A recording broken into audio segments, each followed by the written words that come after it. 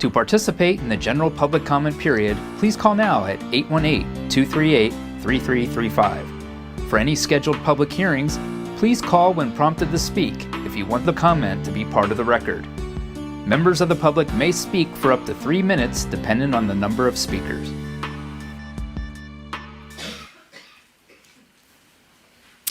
Good evening and welcome to a regular meeting on Tuesday, December 6, 2022. I would like to invite Tyler Way from the First Presbyterian Church in Burbank to lead us in the invocation this evening. Will everyone please stand and remain standing for the flag salute? Welcome, Tyler. Good evening, City Council members, City staff and volunteers, and Mayor Jess. Let us pray. Heavenly Father, we ask your blessings on the people who have been called to lead the community in which we live and work and play. Grant them the wisdom and courage to know and do what is right, good, and true. You are the builder of all things. Please provide your guidance in this meeting to come up with effective strategies that can enable us to move forward as a team in a meaningful way. It is you who knows all things. So, Father, have your divine way in this meeting. Amen. Thank you. Please join me in our pledge to our great flag. Ready? Begin. I pledge allegiance to the flag of the United States of America and to the republic for which it stands, one nation, under God, indivisible, with liberty and justice for all. Thank you. Madam City Clerk, please conduct the roll. Thank you, Mr. Mayor. Councilmember Fudos. Councilmember Schultz. Present. Councilmember Springer. Here. Vice Mayor Anthony. Present. Mayor Talamantes. Present. Thank you. We would like to advise the community that there will be 4 periods of public comment tonight. Members of the public may comment in person or by telephone during the general public comment period. Public comment for the reports to council will be taken in person only. If you would like to participate in the general public comment over the phone, please call now at 818-238-3335. Callers will be placed in a queue until all in-person comments have been received. Additional in-person only public comment period will be available after each report to council. During tonight's City Council meeting, we will be using a new streamlined public comment system. Although staff has tested the system several times before implementing it, this is the first time, yes, I say first time, we will be using it during a live meeting. We kindly ask for your patience as we work together through the potential areas for improvement and become more familiar with how the system performs during a live meeting. Thank you in advance for your patience, and we look forward to receiving your calls. We have 3 announcements this evening.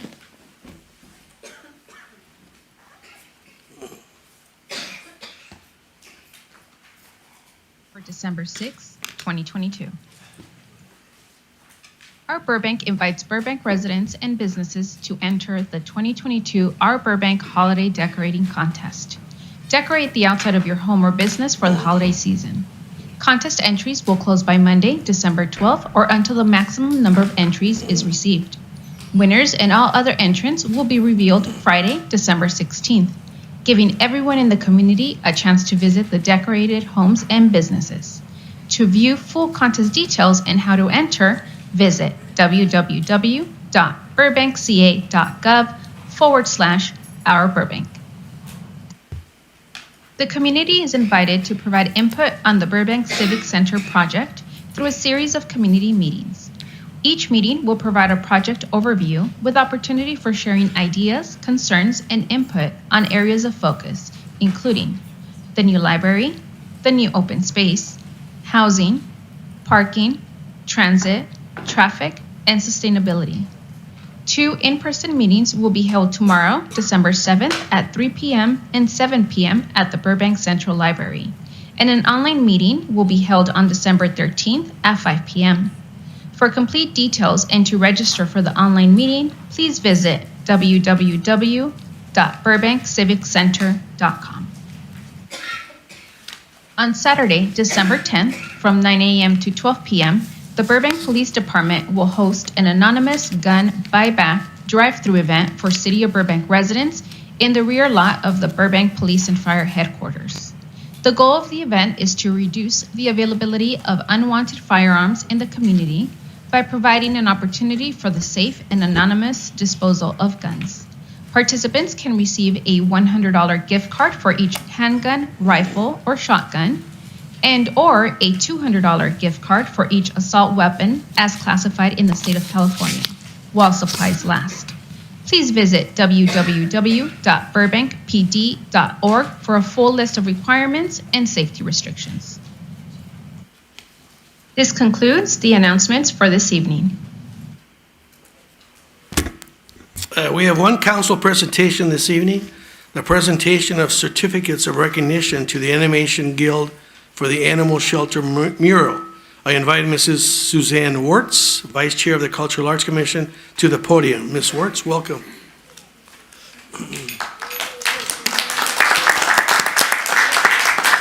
Thank you so much, Mayor Telemontes and the City Council members. I am so excited about this partnership. It is so thrilling to me when a group like the Cultural Arts Commission comes together with the Animation Guild, with the Parks and Rec Department, and with the Burbank Animal Shelter to do something pretty special. We have some slides, I believe. Oh, are they up? No, there you go. Next slide. Now, the Animation Guild reached out to us a few months ago for a public way to celebrate their 70th anniversary, and they wanted to involve their animators in creating a mural. Together with the Parks and Rec Department folks, we toured some city spaces and looked for places that the artists could get involved in, and many of the artists are animal lovers themselves. So when we found the empty wall at the animal shelter, there you go. It was a done deal. Next slide. The Guild invited artists to submit their ideas, and 4 creative, colorful designs were selected by the artists John Anderson, Marissa Bernstell, Spencer Greenberg, and Arlene Ramirez. In early November, the artists braved the elements and the sounds of excited animals to prepare the blank walls with their projected designs. Paint Day was on November 13th, and TAG employees and their families brought their magic and turned those boring cement block walls into beauty. As Vice Mayor Anthony and Councilman Schultz know, November 16th was our ribbon cutting ceremony, which also launched a week of 50% off of pet adoptions at the shelter. Many of the artists were with us as we celebrated their work as well as the partnership with the Animation Guild. And when you think about it, 70 years ago, the Animation Guild played a part in the foundation that led our city to be known as the media capital of the world. They were supporting artists in this growing animation business 12 years before Gary Owens coined the phrase beautiful downtown Burbank on Laugh-In, right, in 1968. Nickelodeon came here in 1998, Cartoon Network in 2000, but the Guild has been here in Burbank since 1952. And so we are grateful to celebrate with them and grateful for the murals that were a draw for so many members of the community to visit the animal shelter and, of course, come and check out the pets, right? So to that end, we're excited to share that 4 dogs, 1 puppy, 4 cats, 7 kittens, and a guinea pig were adopted during this special discount adoption period.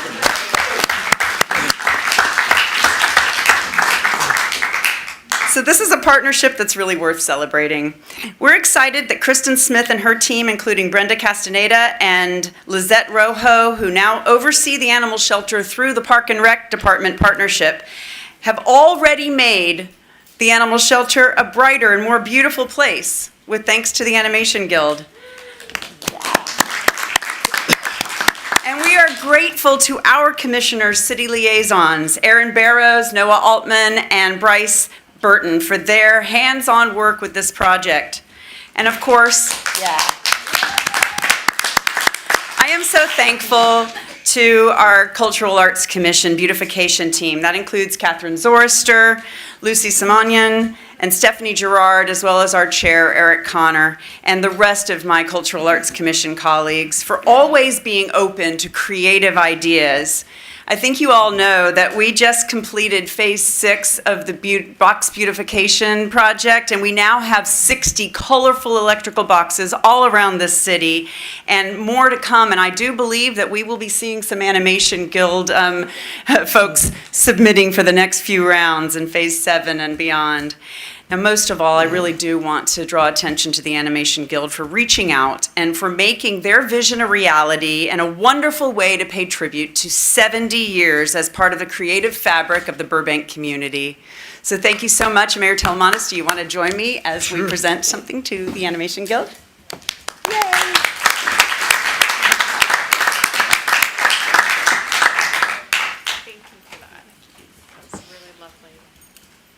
And if the rest of my commissioners want to come up, are you? Come on. Thanks for the photo.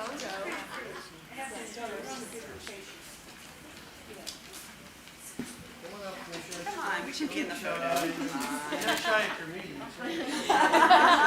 And Aaron and Kristen, you guys should be up here too, please. No, this is yours. Well, here we are, 70 years old, is that what it is? Have you been in Burbank 70 years? Yes. You look so young. I know. What is the secret? You might be wondering. Microphone? Nope. Yes, what is the secret? Art. Yes. Stains us all, right? Keeps us all young, everybody. Art. Well, let me present you the certificate of recognition presented to Animation Guild in recognition of the celebration of your 70th anniversary, and our special thanks for your donation of the fantastic new mural at the Burbank Animal Shelter. What a wonderful way to showcase the talented artists that make up your organization. Your incredible art will be enjoyed by our community for years to come, maybe another 70 years. On behalf of the Burbank City Council, I congratulate you on this significant milestone and thank you for contributions to our community and wish you continued success. Jesse Talamantes, Mayor, December 6, 2022. And you know, it's an honor to have you participate with our Cultural Arts Commission and our city staff because they're just so wonderful, and you coming in as a third party, you make it even better. There you go. Thank you so much. I just want to take this opportunity to thank everyone who has been an integral part to this collaboration. As Suzanne mentioned, Burbank is not only home to the Animation Guild, but it is synonymous with the craft of animation. And so we feel very grateful to have participated in this small first step, and that we really just want to share and sort of elevate the message that we all need to value art, and we need to put it out front into the community so that it can be appreciated and that our kids can be inspired by it as well. So thank you so much for this opportunity. Wonderful. Thank you.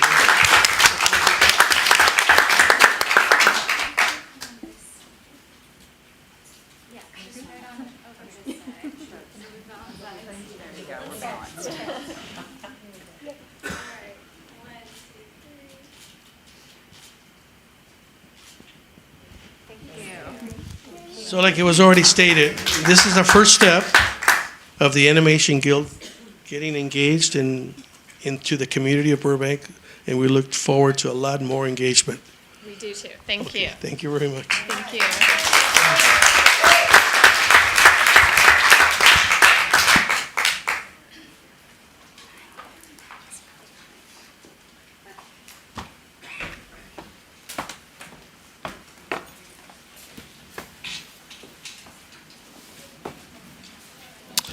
City Manager Justin Hess, do you have anything to report?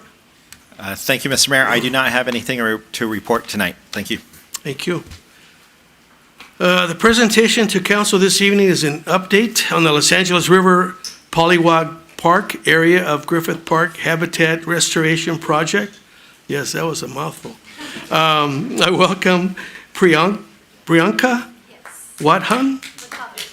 There you go. Project Manager for the United States Army Corps of Engineers to present the update. Welcome. Thank you. Good evening, Mayor, Vice Mayor, and Council folks. Thank you for giving us the opportunity to present to you an update. So we have some slides and I think a clicker or something. I'll see if it works. Okay, so this is just an informational, I just pressed this part. Okay. Okay, so for our LA River Ecosystem Restoration Project, it's a partnership between City of LA and Army Corps of Engineers. And this ecosystem restoration project takes a look at 11 miles of the LA River as it flows through the urban part of LA, Burbank, and other cities. The LA River itself is 51 miles, but we're just looking at the ecosystem restoration of 11 miles within the urban part of the watershed. So our planning report, what we call the Chief's report, was finalized in 2015. It was a few years ago.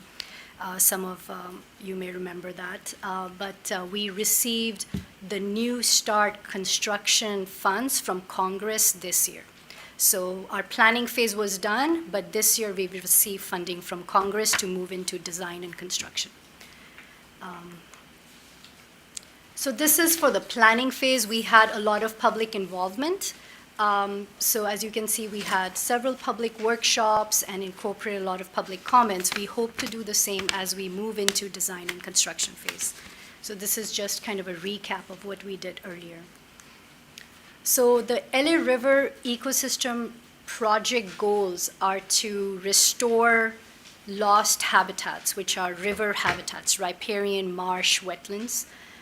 It is also to increase habitat connectivity. We're looking at avian species and other species within or around the river, and also to increase passive recreation, which is compatible with habitat. So we're looking at trails, pedestrian trails or other trails. Please do ask me questions as we go along or as you see fit. So this kind of just shows that why is wetlands and marshes important? We've lost 90% of them. And restoring it in an urban environment becomes even more important because this is a very, very rare ecosystem throughout the world and also within Southern California. And so these are the 11 miles I was talking about. We have divided these 11 miles into 8 sub-reaches. Where we are right now near Polywalk Park is Reach 1. So we're like on ground zero. We start from here.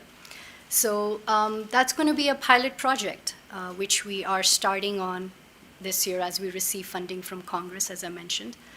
And then we make our way through downtown LA and right by the LATC yard. So it's going to be happening in phases as we move along.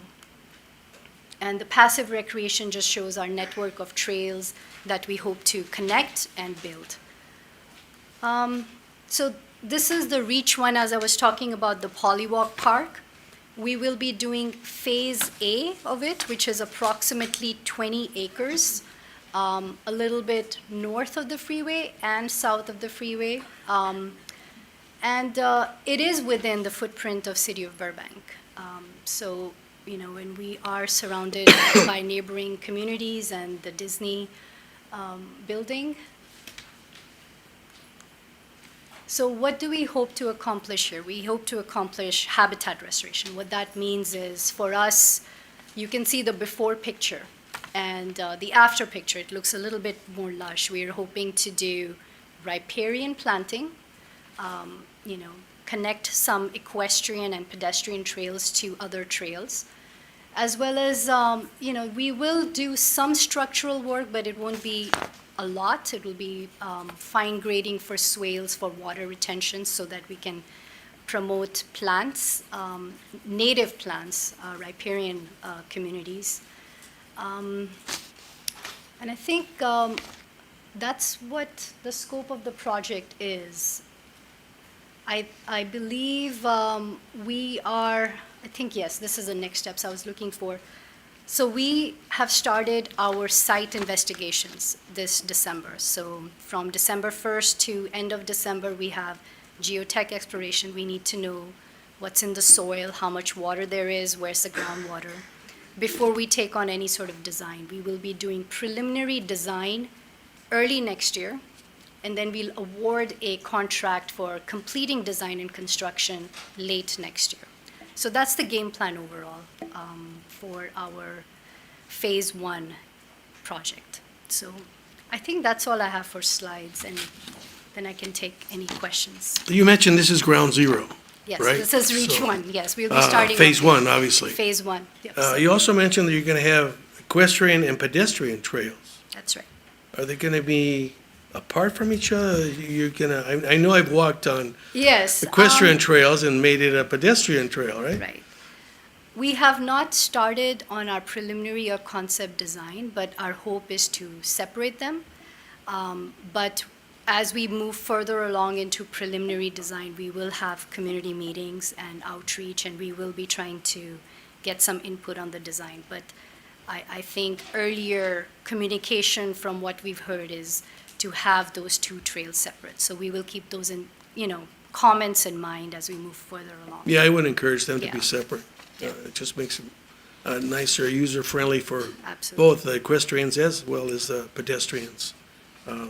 So what do you figure in regards to a budget for this area, the Phase 1? Have you come up with a budget? There is a rough estimate. We're still trying to fine tune it. We were authorized by Congress at a certain amount.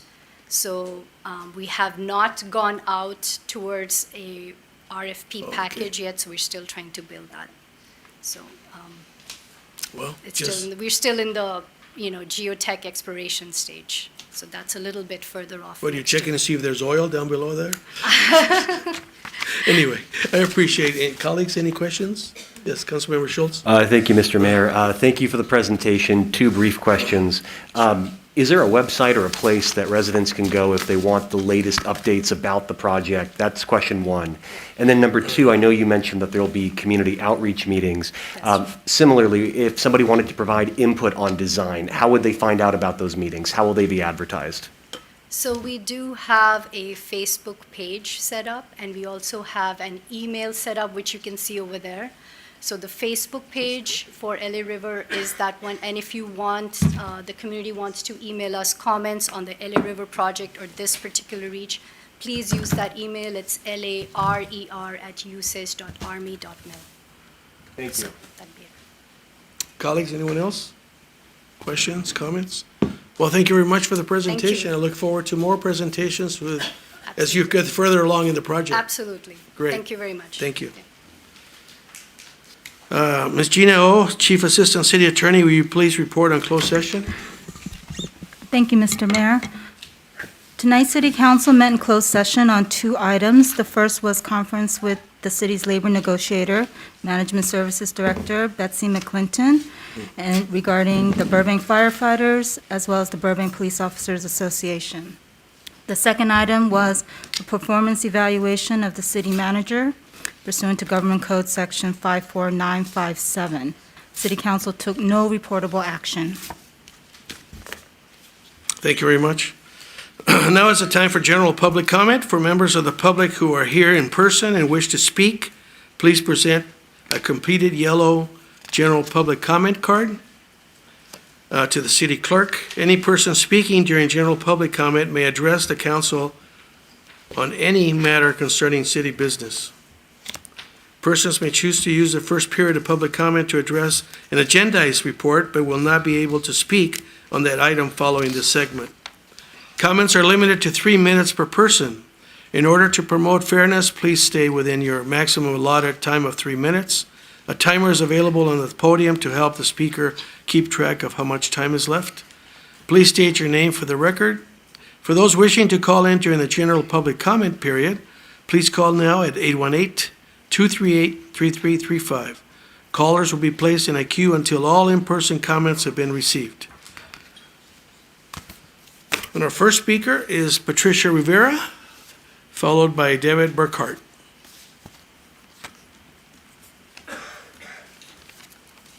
Welcome. Thank you. Good evening, Mayor and council members. This letter is in reference to item 4 on the agenda, update on outdoor dining in private parking lots. My name is Patricia Rivera. My husband Carlos and I own Tequila's Cantina and Grill. We are also part owners of Morrison. Our partner David is here also. Both are located in Magnolia Park. We want to thank the City Council for allowing temporary parking lot patios these past few years. It has been a lifeline for our businesses. It is our understanding that staff is recommending a year extension and conduct a study of potential and more permanent conversion of private parking lots for dining.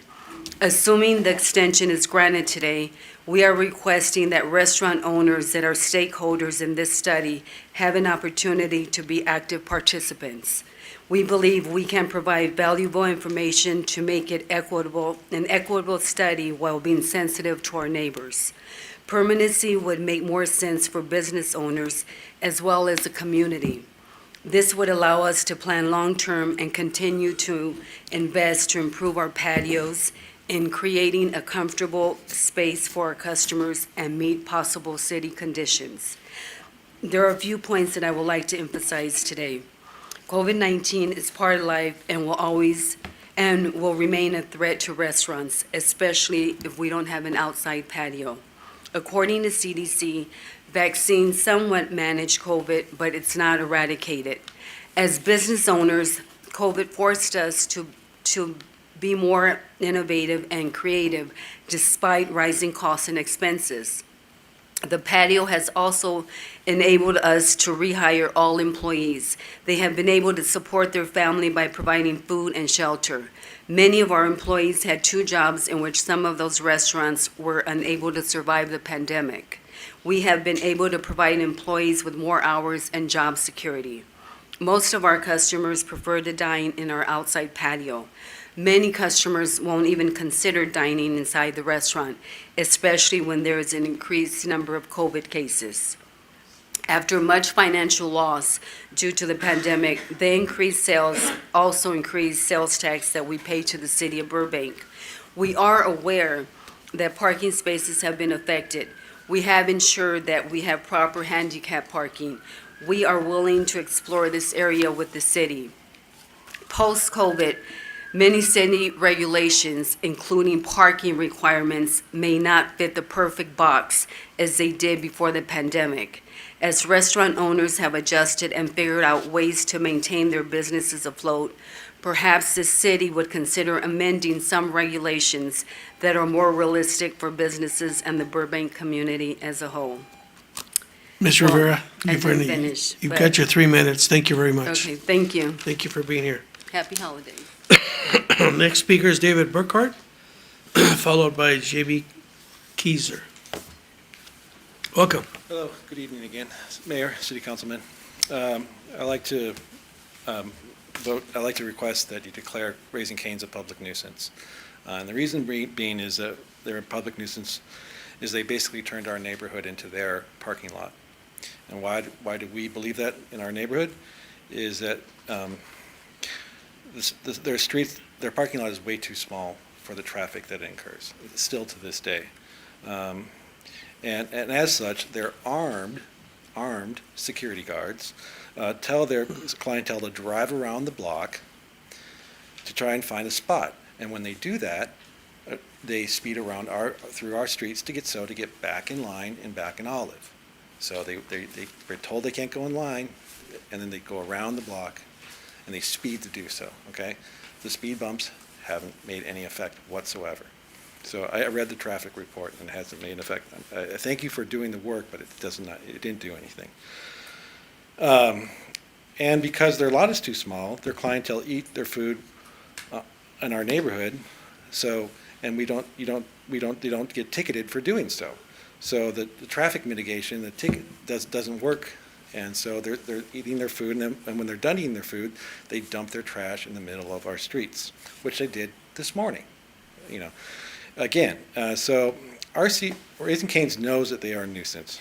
Why else do they have armed security guards to manage their traffic? And why do they also have to have staff pick up their trash daily in our neighborhood, which they do a very mediocre job?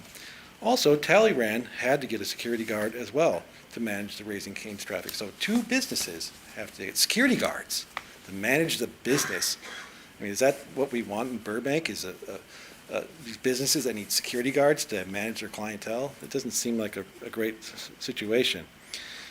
So if these two businesses had to hire security guards to manage their business, it should not be hard for you to believe all the complaints that we voiced over the last 6 months. Over 6 months, we've been coming up here and having these complaints.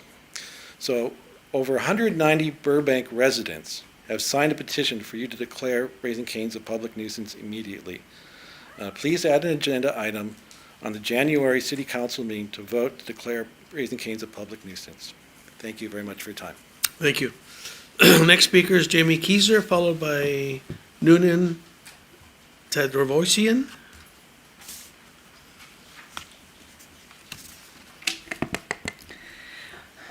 Good evening, Mayor, Vice Mayor, council members, and city leaders. I'm Jamie Keiser, CEO of the Burbank Chamber of Commerce, and I'm here tonight to provide input on agenda items 3, 4, and 5 regarding a temporary extension of outdoor dining in downtown Burbank, outdoor dining in private parking lots, and the Burbank Hospitality Association annual report.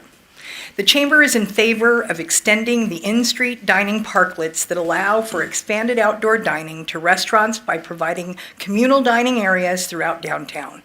We're also in favor of the outdoor dining in private parking lots, which has been a proven lifeline for restaurants like the New Deal, Tequila's, and the Morrison, to name a few. These efforts were put into place during the pandemic to help the restaurants pivot during lockdown by providing resources and temporary solutions to allow them to keep their doors open, if even at limited capacity. Estimated projections show that it will take small businesses and restaurants a minimum of 5 years to for full economic recovery, so it's important that we band together to continue to set them up for ongoing success. We want restaurants to feel that Burbank is a business-friendly city and that our actions speak louder than words. I understand that tonight's request is to keep the outdoor dining open through the end of 2023, but would also like to explore the possibility of making this a permanent option for these 6 restaurants. They are key stakeholders and have already invested thousands and thousands of dollars to make the outdoor dining experience an extension of their restaurants. Not only do the customers love it, but they have been able to hire additional employees due to the expanded footprint. Last, I would like to address the Burbank Hospitality Association annual report. This report highlights the accomplishments of the T-BID and the great work the organization has done to increase the tourism and economy of Burbank. And for optics, I serve on the board of BHA and am very connected with their priorities and continue to be impressed by the collective board led by Mary Hamzoyan and the community development team. This incredible work will continue to drive people to our amazing city. I wanted to end with a personal thank you to Mayor Talamantes and council members Frutos and Springer for your many years of service on City Council. May the next chapter be filled with peace and love. Happy holidays. Thank you. Next speaker is Noonan Tadrovosian. That's what I'm reading here. N-U-N-E? You live on Parrish? Anyone? No? Nobody's described by that? Okay, we'll come back. James Rathbun, followed by Carrie Curl.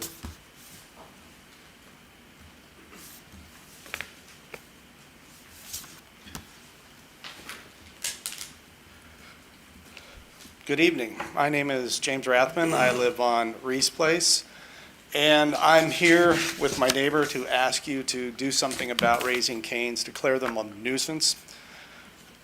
You've already decided that there are issues with it. Go down Olive, and the only place that has bollards in front of the restaurant to prevent people from turning left is Raising Cane's. You've had to close off a street because of the traffic and the issues that they've caused. The parking on our street has not been alleviated, contrary to what the traffic report says. There hasn't been enough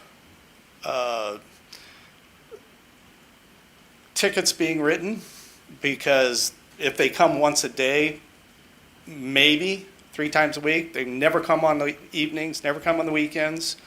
The traffic restrictions are until 10 o'clock at night, but nothing happens after 5.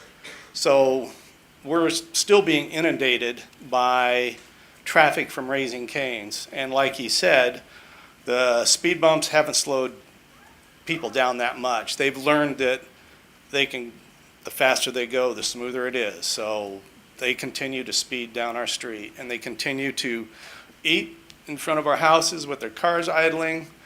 They throw their trash in our street. And in addition to that, the city has allowed them to use that portion of Orchard as part of their drive-through restaurant, increasing the number of cars idling in the neighborhood, instead of forcing them to be out on the street in Olive and keeping that exhaust away from the houses. They've now brought it into the neighborhood. If you could please do something about it, we would appreciate it. Thank you. Thank you. Next speaker is Carrie Curl. Welcome. Mr. Mayor. Welcome. How are you? Hi, all. I'm here on behalf of the outdoor seating, and apparently the only issue with my restaurant is the smell of the garbage, so I just wanted to address that potential problem. The smell of the garbage is actually not New Deal, but it's actually the pokey fish that has been accumulating in the garbage, and if that is the only complaint about our outdoor dining, I think that's really easily rectified. What I have proposed to Poke several times, probably for going on 2 years now, is to have smaller bins emptied more often so that the smell would not accumulate from the fish. It is actually as big of an imposition, if not more, for our restaurant as it is for the neighbors, because people don't want to sit back there because of the smell. So it's actually cost us customers that don't want to sit back there because they don't want to smell the garbage. I understand also that the garbage has been a little bit full lately, and I'm not sure why that is, because they use Athens. And we share the garbage, but it's actually under Poke's, they're the ones that pay for it, so we split it, but they pay for it. So I can never call them and get these things rectified when it gets too full or any of that stuff. I've tried to reason with Steve about getting it emptied more often, and I think that would be a really easy solution to the problem with the neighbors as far as over trash, over garbage, and the smell. We have a very nice restaurant. The last thing we want is for it to look bad outside of our restaurant and smell bad. I mean, that's not like, we don't want that any more than the neighbors do, trust me. So we're very, on board about trying to fix the situation as much as possible. A lifeline is an understatement. I can tell you that New Deal will not survive without the outdoor seating. Absolutely, bar none, it will not survive. And it's been doing really well. The neighbors love it. We have Sunday brunch back there. We've had some fundraisers for potential council members. We've had Christmas parties. We've had wine dinners. I mean, it's really just an amazing asset for our business. And I am open to any suggestions to help the situation, but unfortunately, it is not under my control. It's under Poke's control, because they're the ones that actually have the garbage under their name. So I'm open to suggestions. I don't know what the solution is exactly. I don't think moving it 3 feet or 5 feet is going to stop the smell. The only thing that's going to stop that is to be emptied more often. So that's just my my thing. If that's the only complaint about it, is that my bell? So anyway, that's what I have to say about that. So I'm open to any suggestions for that. Thank you very much so for coming. The last speaker is Noon Tadevosian. Second call, going once, going twice? No. Okay. We have completed, any more speaker cards? No. We have completed in-person public comment. For callers, please remember to lower the volume on your TV or computer and take your phone off speaker when you deliver public comment. Madam City Clerk, do we have any callers online for public comment? Yes, Mr. Mayor, and we're ready to go. Excellent. Bring them on.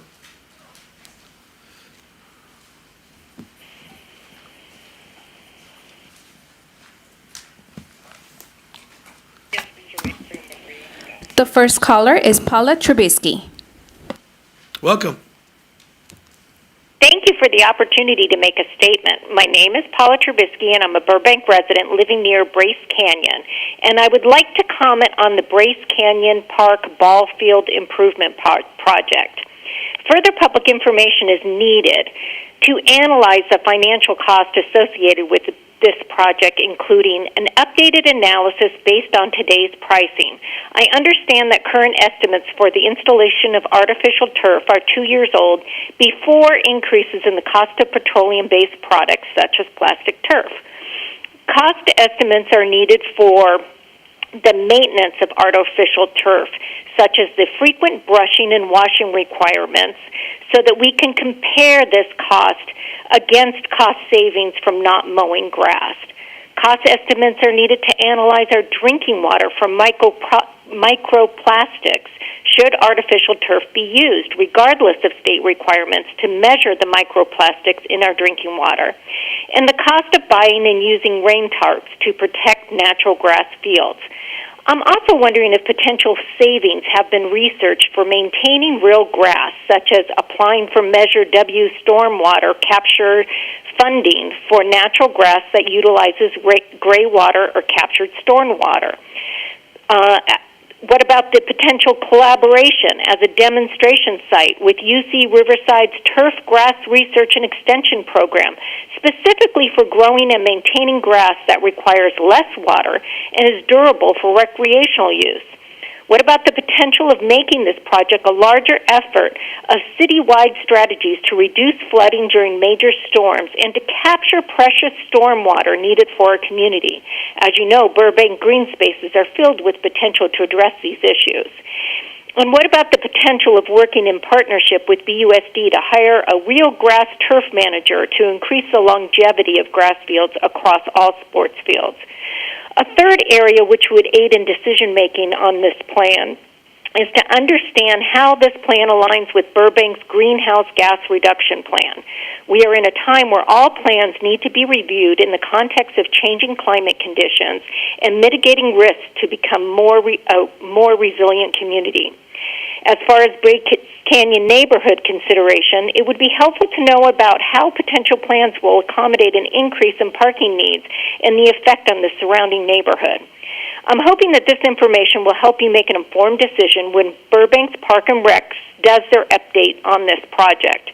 This in consideration with Burbank's Sustainable Commission and the Sierra Club Verdugo Hills Group letter on the negative health and environmental impacts of artificial turf, as well as a no vote for artificial turf options from the Burbank Park and Rec Commission should be informative. Thank you for your time. Thank you very much. Next speaker.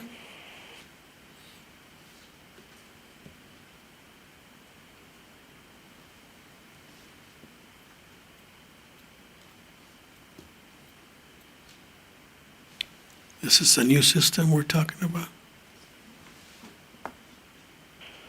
Yes, it's working so far.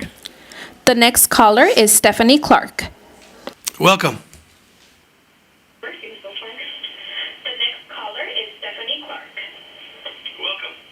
Hi, thank you.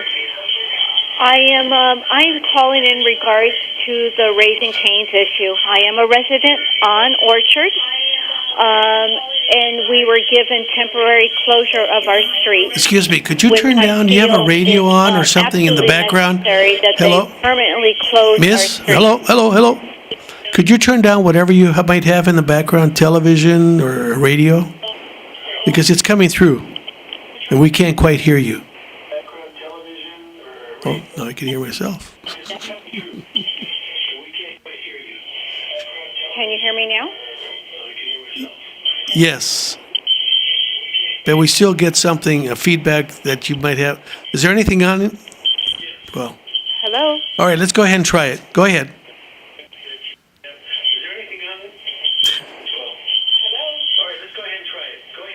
Okay. Can you hear me now? Yes. Okay. Okay, I'm sorry. All right, so I am on Orchard. I am a resident. We were given temporary closure. I am hoping that this becomes permanent, and I do feel bad for all of the residents on the other streets surrounding us. This Raising Cane's has caused nothing but chaos. And I was there at your meeting before, and I will say it again. I don't know why they were put here.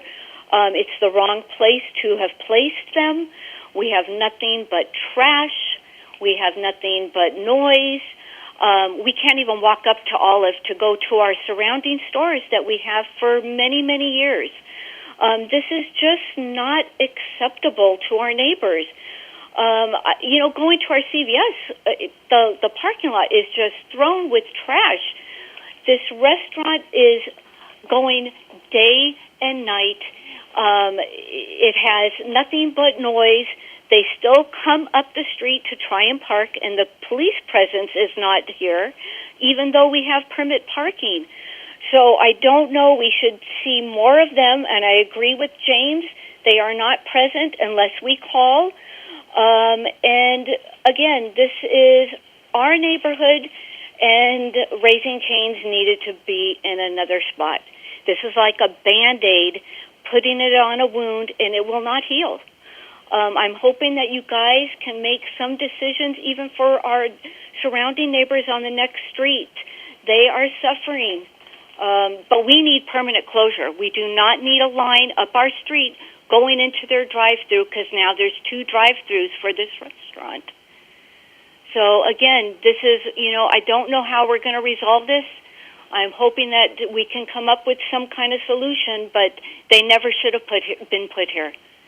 And I thank you for your time. Thank you very much. Next speaker? Thank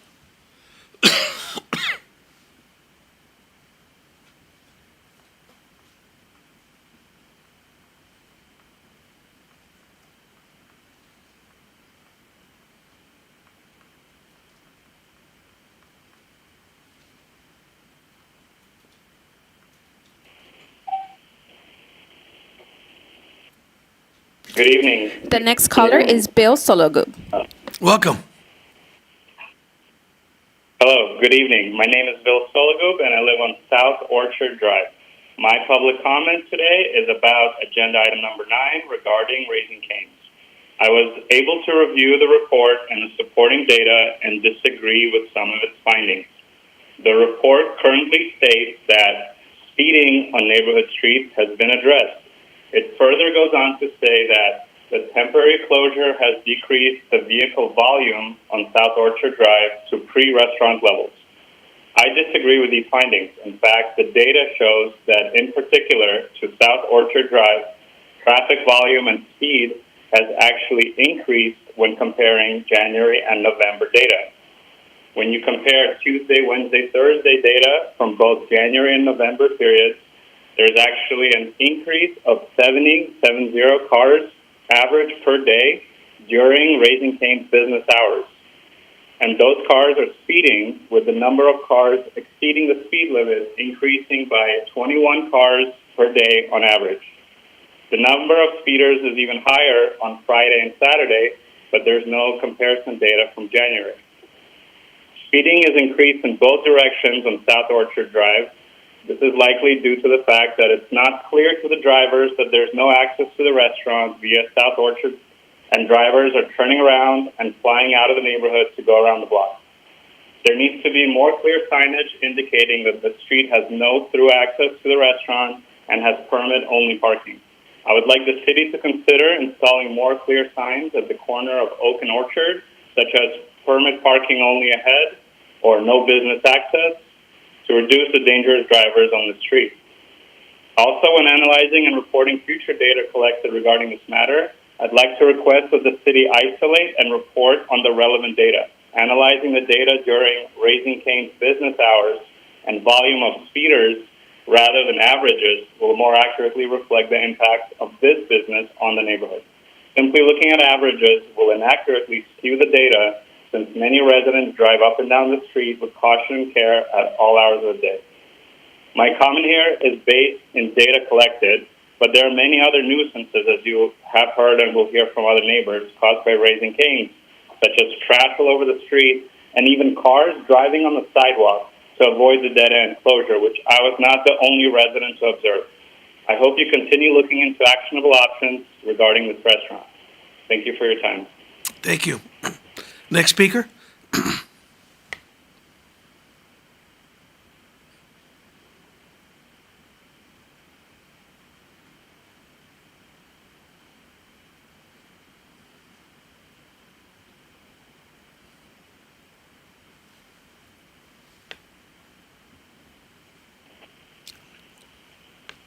The next caller is Kevin Galbraith. Welcome. Hi, thanks for allowing us to speak in this forum. So I'm basically calling in a follow-up regarding the dumpsters and the trash on North Avon Street from the businesses of All About Pokey and the New Deal. And, our neighbors, we're all about outdoor dining, and, we love eating at the restaurants. But with that said, the positioning or the housing of the dumpsters for these restaurants have, absolutely become a nuisance in regards to sight and smell, overflowing trash. With, again, being a residential neighborhood, we have, kids walking down the street going to school, families walking with their children and their dogs, and in general, just, the houses within the vicinity, especially on hot days, are blasted with the smell. In regards to the owner, speaking that he doesn't have really any control because it's All About Pokey's trash cans, I find that a little inconvenient and funny because All About Pokey technically doesn't have outdoor seating. The New Deal has outdoor seating. And since there are no limitations of indoor dining now, I can tell you that the outdoor dining is rarely, if ever, used. I mean, there are periods of time that it does get some seating, but to be a lifeline to the business, I don't see that to be the case now. Again, I don't mind the outdoor dining, but I think at this point there needs to be a reconfiguration where the dumpsters are not housed on the street and they could go back in the parking lot. I don't think they need the size of outdoor dining that they currently have. When you look at other restaurants like the Morrison, which are in the Magnolia Park area, they don't have their dumpsters on the side of the street. So I don't understand why these other restaurants can't house these, trash receptacles back into the alleyways, where they belong. And not only do they have dumpsters, they're now putting the smaller receptacles, trash cans, like residential trash cans, out on the street. And now myself or anybody on our street as a resident, if we keep those trash cans out, I think it's over 12 hours, we can technically be fined. So why are the restaurants not fined? I understand the dumpsters, but again, this extra trash overflowing, it's like I said, it's just become a nuisance. And just recently, as of yesterday, I can tell you we found walking by used condoms, used tampon receptors or whatever you call them. And again, fish containers, trash. I mean, us as residents, taxpayers, we shouldn't deal with this on our, residential block with, all these families. So again, if the outdoor dining ordinance is extended, I would like there to be some sort of stipulation or... Thank you very much. Your 3 minutes are up. Thank you for calling us. Mr. Mayor, I don't have any more callers. No more callers? Okay. There being no further public comment, I now declare the general public comment period closed. Now is the time for a brief response.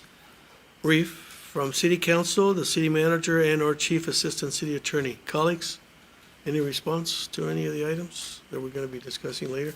Councilmember Springer. Yes, I'd like to thank everybody who came down and for the callers also. And I'll save my comments on Raising Cane until we reach that agenda item. And thank you, Ms. Stravinsky, calling about Bryce Canyon. And I think staff heard your question and recommendation. So thank you. Great. Anybody else, colleagues? Councilmember Schultz? Thank you, Mr. Mayor. I'll agree with my colleague. Thank you to all of the commenters. Most of you had comments that are relevant to agenda items, so we'll try to address that when we get to it. Mr. City Manager, as far as Bryce Canyon, do we have a date? I know it's coming back first quarter of '23, right? Do you have a date?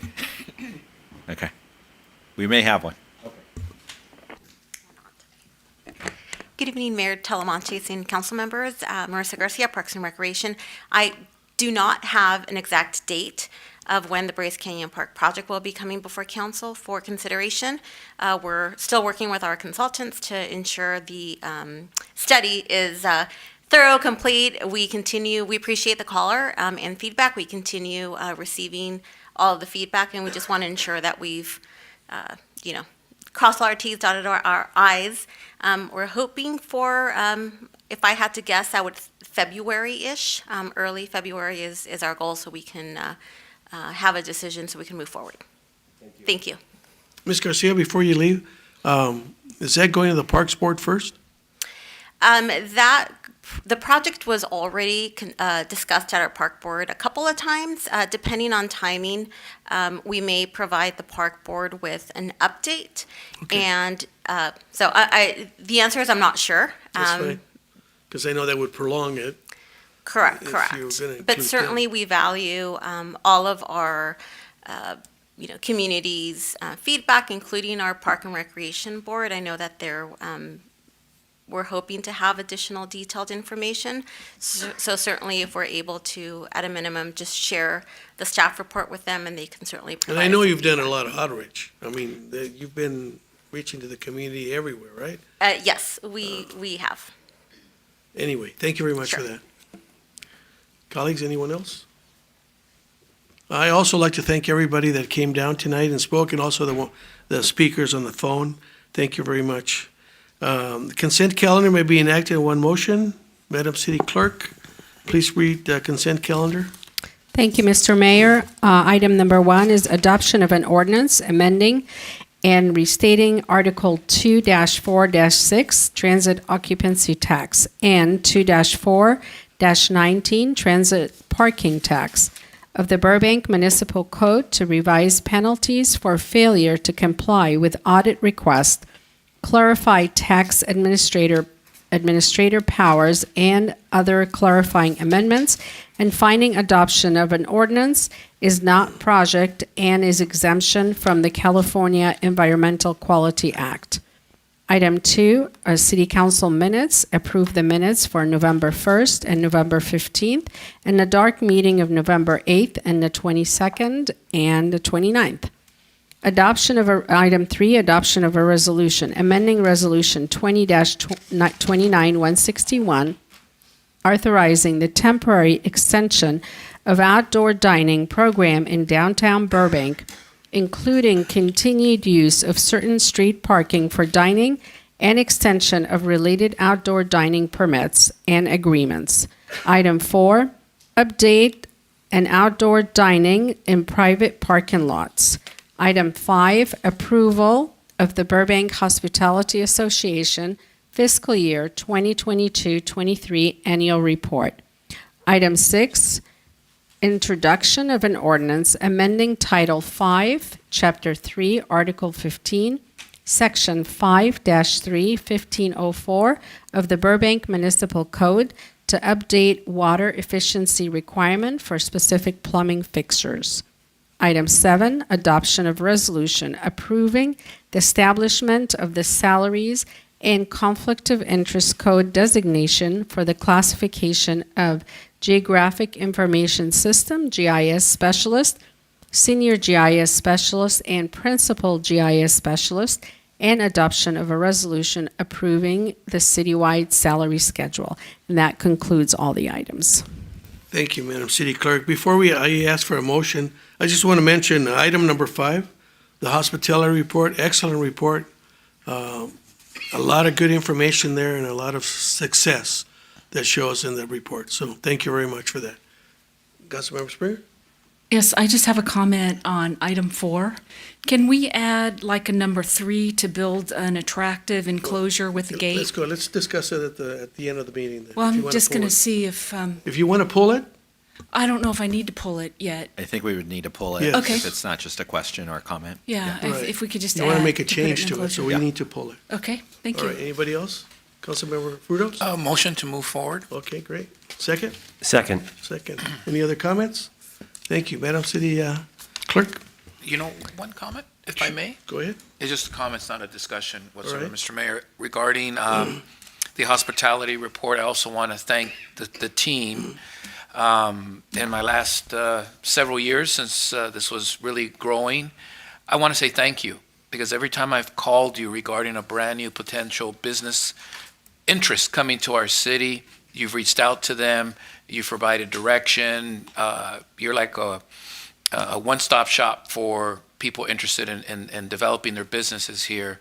Thank you, Mary, to you and your team and your tech talks, and that's the one thing that I'm very proud that I would talk to other cities of how great our team is in bringing business and working with the business owners. Thank you, Mr. Mayor. Yeah, thank you. No, that's when, like Jamie Keiser said earlier, we want to make this a business-friendly community.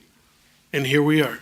There's the example for many years. Okay, motion and a second? Yes, sir. Just to clarify, we're voting on items 1, 2, 3, 5, 6, and 7? Okay. Four's pulled. Yeah, Okay, four's thank you. Madam City Clerk? Thank you. Councilmember Frutos, Yes. Councilmember Schultz. Yes. Councilmember Springer, Yes. Vice Mayor Anthony, Yes. Mayor Talamantes. Yes. Thank you. Thank you. We have 3 reports to council this evening. After the staff's presentation, the city council will proceed with in-person public comment only for each item. Please fill out a yellow public comment card and hand it to the city clerk. Speakers will have 3 minutes to speak on the item at the conclusion of the presentation, as long as the speaker has not spoken on the item during the first period of public comment. The first report is the appointment to fill 1 vacancy on the Senior Citizen Board and fill 1 vacancy on the Heritage Commission for the unexpired terms. Madam City Clerk? Oh, hi. Thank you, Mr. Mayor. Melissa will be presenting the report. Thank you. Good evening, Mayor and members of the City Council. Melissa Decromengi, Administrative Analyst in the City Clerk's Office. I'll be presenting item number 8, appointment to fill 1 vacancy on the Senior Citizen Board and fill 1 vacancy on the Heritage Commission for unexpired terms. On October 19, 2022, the City Clerk's Office advertised and accepted applications for 1 vacancy on the Senior Citizen Board for an unexpired term ending July 31st, 2026, created by the resignation of Catherine Bremer, as she is no longer available to serve. On October 26, 2022, the City Clerk's Office began advertising and accepting applications for 1 vacancy on the Heritage Commission created, or for an unexpired term ending July 31st, 2026, created by the City Council appointment of Samantha Wick to the Planning Board. To obtain qualified candidates, a notice of unscheduled vacancy was advertised through the following: the City Clerk's website, City Council meetings announcements, all social media platforms overseen by the City Clerk's Office, press releases sent to the LA Times, Burbank Leader, and myburbank.com. Notice is posted on the City Hall bulletin board, community groups, and organizations. The deadline to submit applications to the City Clerk's Office for the Senior Citizen Board was Friday, November 18, 2022 at 5 p.m. The City Clerk's Office received 2 applications for the Senior Citizen Board, John Medici and Leanne Dietz. The deadline to submit applications to the City Clerk's Office for the Heritage Commission was Monday, November 28, 2022 at 5 p.m. The City Clerk's Office received 1 application from Brandon Batham. Please note, earlier this evening, Brandon Batham withdrew his application from consideration. Therefore, the City Clerk's Office will re-advertise the vacancy for 30 days and come back to council in January. At this time, I am happy to answer any questions. Okay, let me see if there's any public comment. Madam City Clerk, any public comment? No, Mr. Mayor. Okay. Colleagues, any questions? Proceed to the vote. Oh, Madam City, are you running the vote? I'm running the vote. Okay, thank you. So for the Senior Citizen Board, we had two applications from John Medici and Leanne Dietz. So the first vote will be for John Medici. And the second vote will be for Leanne Dietz. So John Medici has been appointed. Great, thank you very much. Thank you. And like we say every time that we make appointments, I'd just like to encourage those that did not get appointed to stay on top of the city clerk's website and see what openings become available throughout the course of the year. Thank you very much. Let's see, the next report is an update on the preferential parking district on the 100 to 200 blocks of South Reese Place and South Orchard Drive, speed humps on South Reese Place, and temporary street closure on South Orchard Drive near Raising Cane's Restaurant. Mr. Chris Buomo, Associate Transportation Planner, please present the report. Welcome. Hello, good evening. My name is Chris Bonamo. I am an Associate Transportation Planner in the Community Development Department. Tonight, I am here to present a 60-day progress report on the traffic calming measures installed near Raising Cane's. They are a preferential parking district, speed humps, and a temporary street closure. Yep.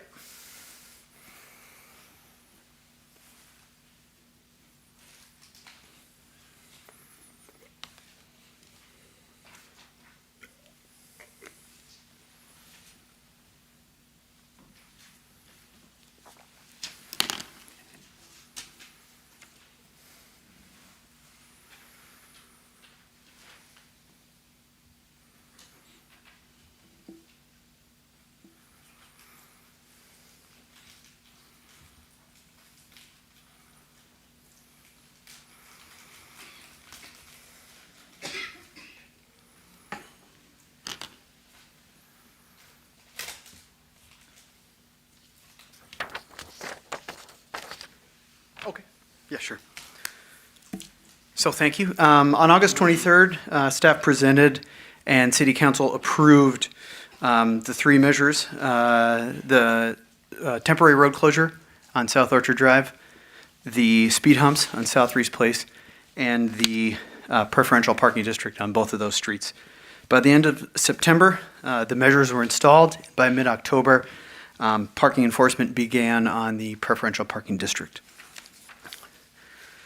After the restaurant opened, the community expressed concern, and those are kind of in three main buckets: commercial parking in the residential zones, speeding on neighborhood streets, and drive-through encroachment onto the residential portion of Orchard. Staff observed these issues, and obviously we heard from the community, and staff recognized that the status quo would not resolve itself.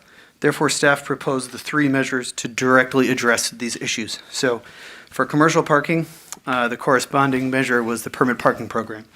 For speeding on neighborhood streets, it was the speed humps on South Reese Place. And for the drive-through encroachment onto South Orchard Drive, it was a temporary road closure. The main parking concern was that Raising Cane's patrons parked on the residential portion of Orchard and Reese and walked up to get their meals and then walked back, sometimes staying, eating in their cars. The community shared this feedback and staff observed it as well, especially during the first months of operation. The tool to address this concern is a permit parking program, and the result was a slight reduction in parking utilization on those streets. Staff collected parking utilization data before Raising Cane's went in, after it went in, but before these measures, and then after these measures. The two streets with the most observed patron parking were Orchard and Reese, and the data show a decrease during peak evening business hours on both. During midday hours, there was an increase on Reese and a slight decline on Orchard. And a note on the parking data collection. The way that that's done is staff collects parking data over a 2-hour segment in 15-minute increments. And then the increment with the highest parking utilization is what we go off of. So essentially looking at the most busy parking, setting that as our percentage that we go off of. So looking at all 4 streets in the study area, Sparks and Parrish tend to have lower utilization, and midday tends to be the highest utilization time, except on Parrish. While it has been observed that some patrons park in the neighborhood and take their chances with a ticket, this pattern also reflects that businesses on Olive are eligible to park in the neighborhood. Consistent with the Burbank Municipal Code and permit programs citywide, City Council approved the allocation of 29 permits for the businesses on Olive whose employees previously parked on Reese or Orchard. Staff contacted these businesses to gauge their interest in parking permits, and 5 businesses opted to receive them. The 29 permits were allocated proportional to the overall need that they stated. Raising Cane's was not allocated any of these permits. And just kind of keeping in mind that, so that's 25% of each street, 25% of the total residential zoned parking spaces on each street was the allocation for each of those. So it was 15 on Reese and 14 on Orchard. And sorry, if you're following along, I realize I'm now turning to page 6, slide 6. When comparing weekdays to weekends, Sparks and Parrish have similar parking utilization.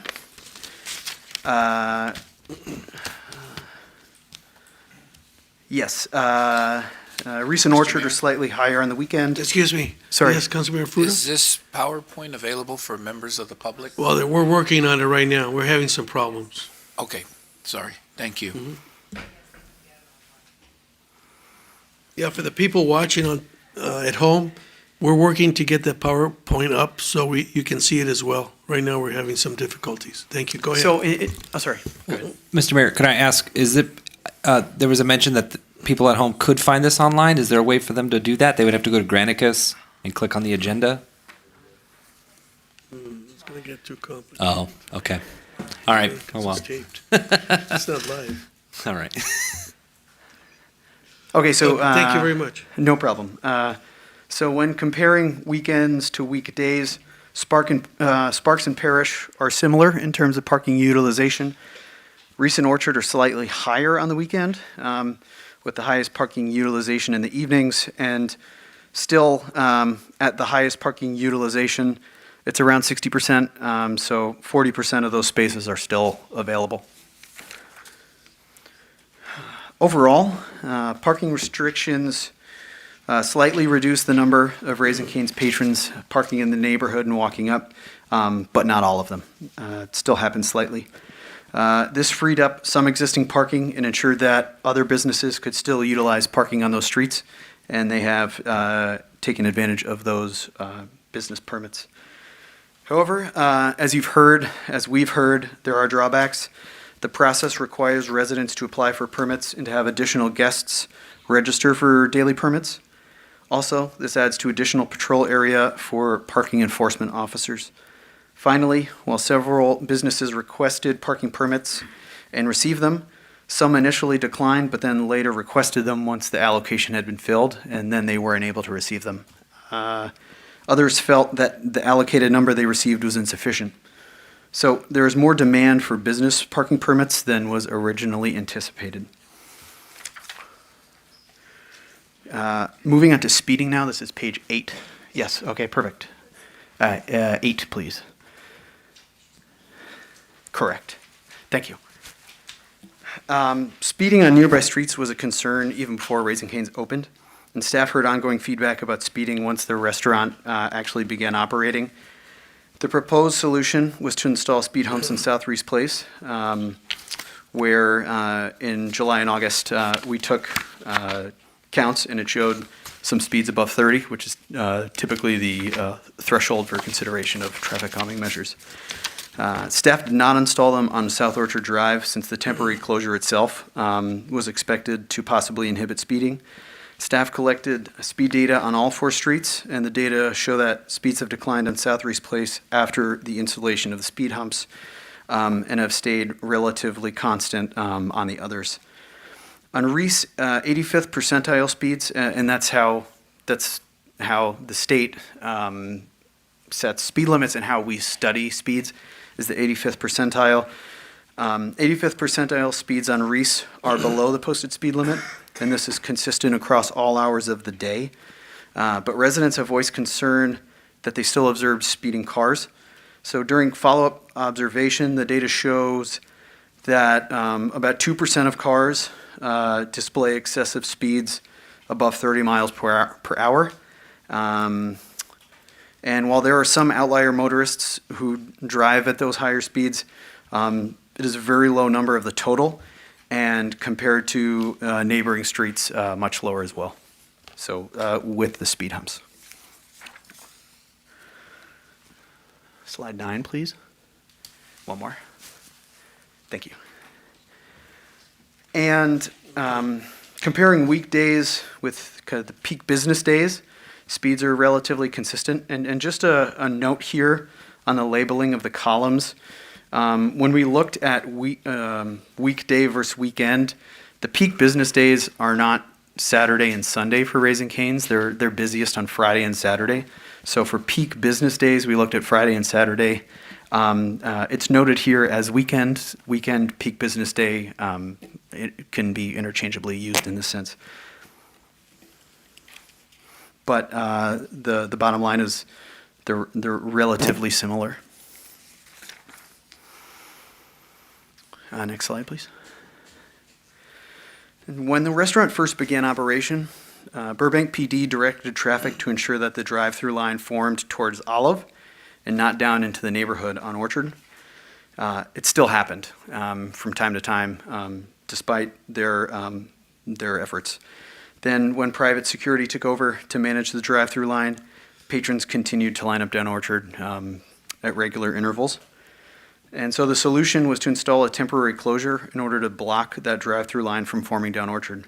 And the result is that patrons can't line up down that way now.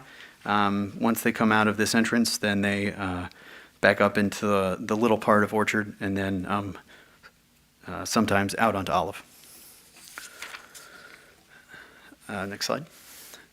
The temporary closure also allowed the site to reorient traffic flow.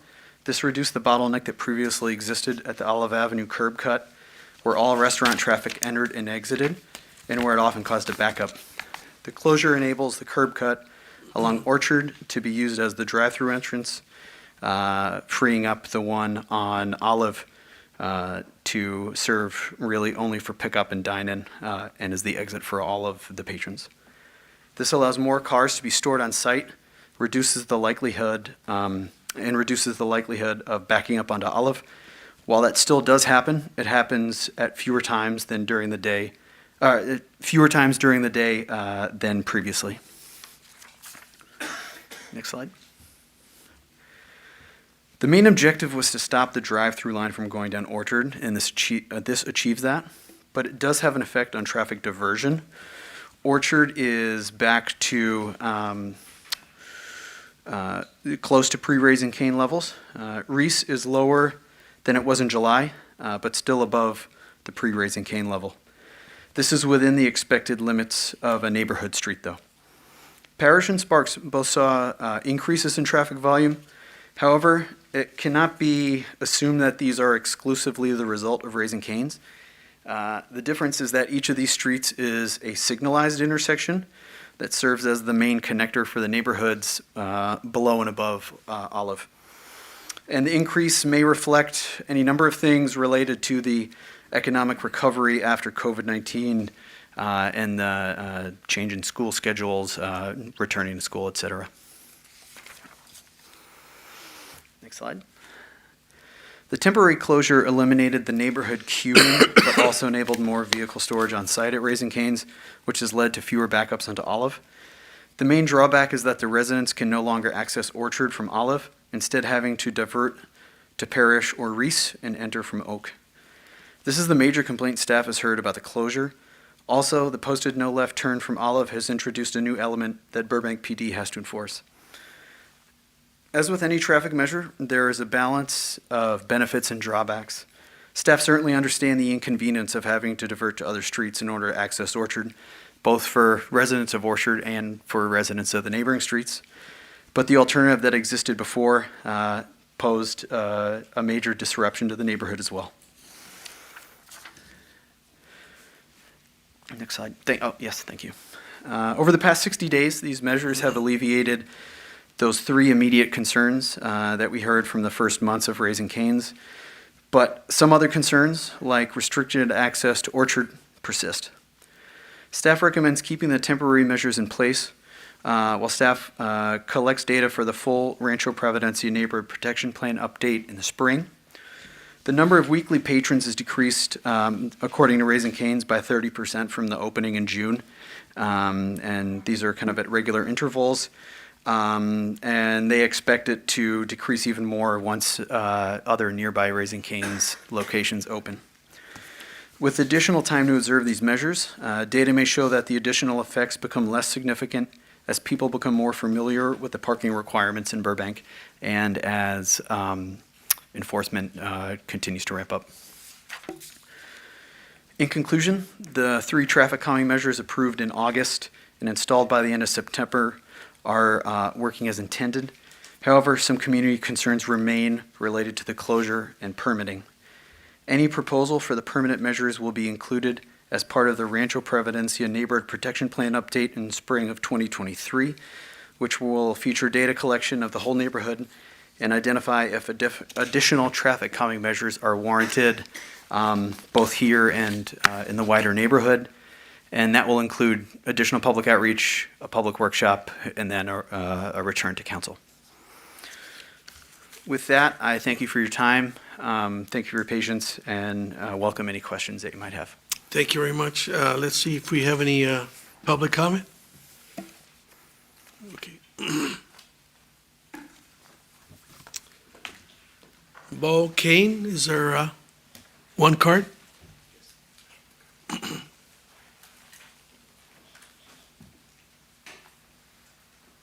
Welcome. Hello, everyone. I am here about the Raising Cane's, and I know that you've all heard all of the complaints, and I'm not going to add to those except to say that they're not exaggerated. I'm a little bit surprised, though, that you found that Saturday and Sunday night traffic was acceptable. But what I really want to impress upon you all is that you said earlier, Mayor, that we want to be a business-friendly community. So do we. And ours is not a neighborhood of complainers. We didn't just suddenly move 2 blocks from Olive Street and are surprised that there's business going on there. We've already got McDonald's, Domino's, Starbucks, Talleyrand, Donut Prince. There's a myriad of businesses there. I moved over from Catalina in 2012 to South Reese, and I don't remember anybody coming in here and complaining about businesses on Olive. This is unique. And it's a very, very specific clientele that they have. And when I walk out in the morning and I see the trash all over, it doesn't say McDonald's and it doesn't say Domino's. This is different. And I want to impress upon you that we're not just a bunch of complainers. And as the months go by, I can see how it may be viewed that way. That, well, these damn people, now we put in humps and they're still not happy. It's not that. This is a very, very different clientele. I've never seen a McDonald's bag in front of our house, a Starbucks, a Domino's. You don't see that. This is different. And that's why we keep coming back to you. We want to be a business-friendly community too, like everybody. But I do think that if any of you guys, or ladies, lived in our neighborhood and paid the property tax that we pay, I think you'd feel the same way. Thank you very much. Thank you for coming. Any other, no other speakers? No, Mr. Mayor. Okay. So I want to start the discussion. I have a couple of questions. Let's go with staff's response to any of the public comment.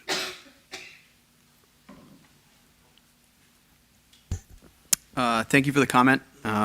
We certainly hear your concern. We have had open lines of communication with the community We have taken close to 200 calls, emails, responded back to them, and fully understand the concerns of the neighbors on those streets nearby.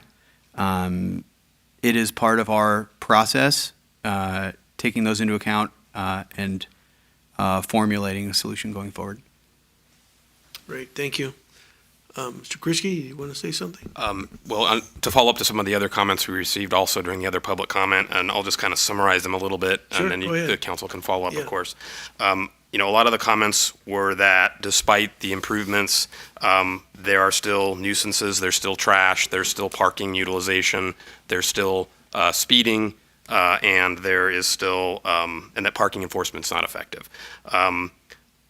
All of the speakers before kind of illustrated that they felt that was still ongoing. And I think we, as staff, definitely empathize that there are still some changes to the activity around the neighborhood that are different from before Raising Cane's came in. However, I do think that the data that we took showed that the measures are working. I think the most compelling one is the speeding. I know some of the commenters mentioned that they still felt there was speeding, but we looked particularly on Reese, and saw dramatic decreases in speeding on Reese with the speed humps. And that speeding existed in January of 2022, February 2022. So the speed humps are working for the speeding, we believe. We think that the speeding on Orchard is also not a problem because it's a closure now, so you're not really directed to there. So I think the the speed humps are probably the most dramatic change for the better, and it's something we're going to take forward in the bigger plan.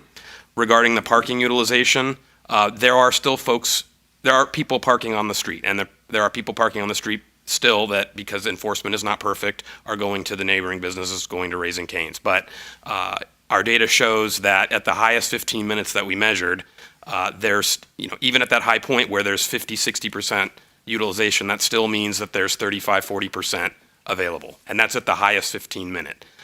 Can we be better with that? I think we can. Our representatives from the police department are here if you have specific questions about enforcement. I know the council has also been taking steps to ramp up our enforcement resources, and should we proceed with that, that will benefit the entire city, but it will also benefit these areas as well. But the police have specific information if you're interested in that. And then finally, just some of the other nuisances and trash. Of course, anytime you live next to a commercial district, anytime you live next to a restaurant, fast food restaurant, there will still be some of those issues. We obviously also get the photos that you've been getting. It is still going to be there. It's in other neighborhoods. But I think as we continue to see improvement with the parking enforcement, and as Mr. Bonomo said, as people continue to realize that you're not really meant to be in these neighborhoods if you're going to Raising Cane's, I think you'll see improvements on that. So I think that while I understand and definitely empathize with the speakers, there are still differences since before Raising Cane's. But I think that the measures that you asked us to put in place are working, and we're hoping that you continue to let us measure and monitor these. And what I think the most important thing is to look at neighborhood protection on a neighborhood basis, which is the entire neighborhood, which is what you asked us to do, and which is what we want to do in the spring. Okay, thank you. Couple questions. You mentioned that staff collects parking data over a 2-hour period. How does that work? Sorry. Several 2-hour periods. Sorry. So peak morning, 7 to 9, midday, 11 to 11 to 1, and then typically when we're looking at other projects in the city, it would be 4:30 to 6:30. For this one, it's 7 to 9, knowing when the peak hours are at Raising Cane's. So we shifted to take that into account. So we do those kind of 3 rounds of data collection for parking during the day when we expect those to be the peak times. And then within those 2-hour periods, take the busiest 15 minutes, and then that's our reading for midday, morning, and evening. So like you mentioned Friday and Saturday, you go out over 3 periods on Friday and 3 periods on Saturday? Correct. And then you crunch the numbers and come up Correct. with magic of some sort? Yes. Okay. And then it was also mentioned about the frequency of parking control officers. I don't know what the frequency is. Anybody in the police department can mention parking control officers, and I know we're down several parking control officers. I'll let you explain it. Thank you very much. Welcome. Honorable Mayor, council members, Lieutenant John Fromer with the Traffic Bureau and the Police Department. Just to touch on the enforcement efforts, so we have primarily our traffic motor officers and our parking control officers focused in the area of Raising Cane's. So we try to get them out there on an hourly, every other hour basis to see what they're finding as far as violations. So just to give you some numbers, once we instituted the permit parking, where we actually gave some time for the community to adjust to the new parking conditions and prohibitions, when we started that in October, from the 17th to today's date, we have just under 70 parking citations for permit violations. With the motor officers out there, they are not seeing the speeding violations on Reese or Orchard. They are seeing some speed on Olive Avenue between the areas of Keystone to Sparks, where we've issued 84 to 85 moving violations, predominantly those being violations of the left turn signage that has been placed in there to keep the queuing line coming in one direction versus causing confusion on Olive. So it's been the left turn violation and the speeding violation. So between parking and the motor officers doing moving violations, you have over 150 enforcement citations. But I can expand on that and Yeah, I just want get additional to, I numbers. just want to get a clear picture of, you give me 150 violations or citations. That's great, it's a large number. But compared to what? Compared to pre-COVID or enforcement data? I mean, did we have less before we started enforcing it? Well, so in that area, you didn't have the residential parking that you you don't have that prohibition that you had before, right? When you talk about the traffic volumes, I think touched on by our partners at CDD, that, the traffic volumes are comparative, have returned to what they are comparative. Obviously, during the grand opening phase, those first 2 months were intense. It's got a loyal following for that. I believe the residents nailed it when they said it has a unique clientele.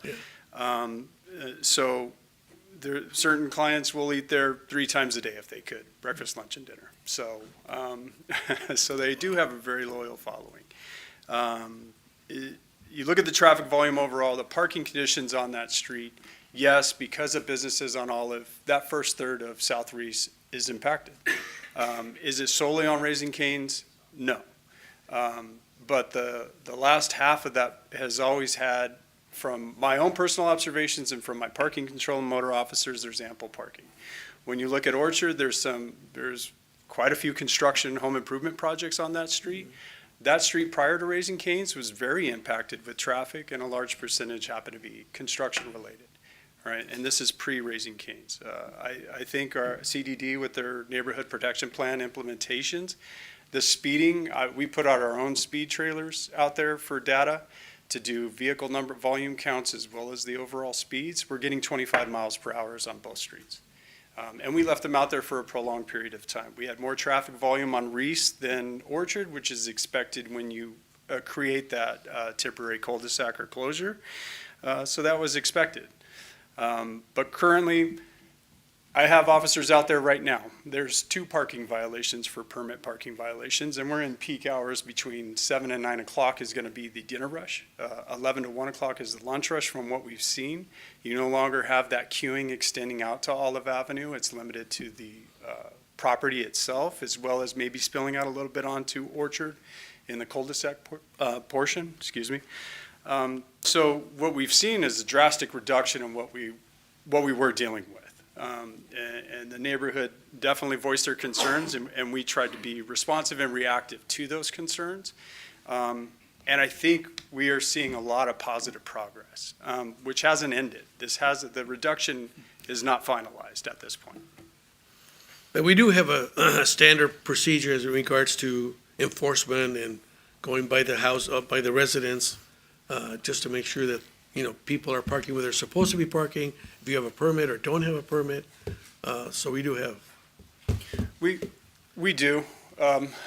You know, it's kind of like the mailman. If you don't see him come, you don't know if the mail came. So I can't blame our residents because obviously people have busy lives and they're not there to watch us the entire time.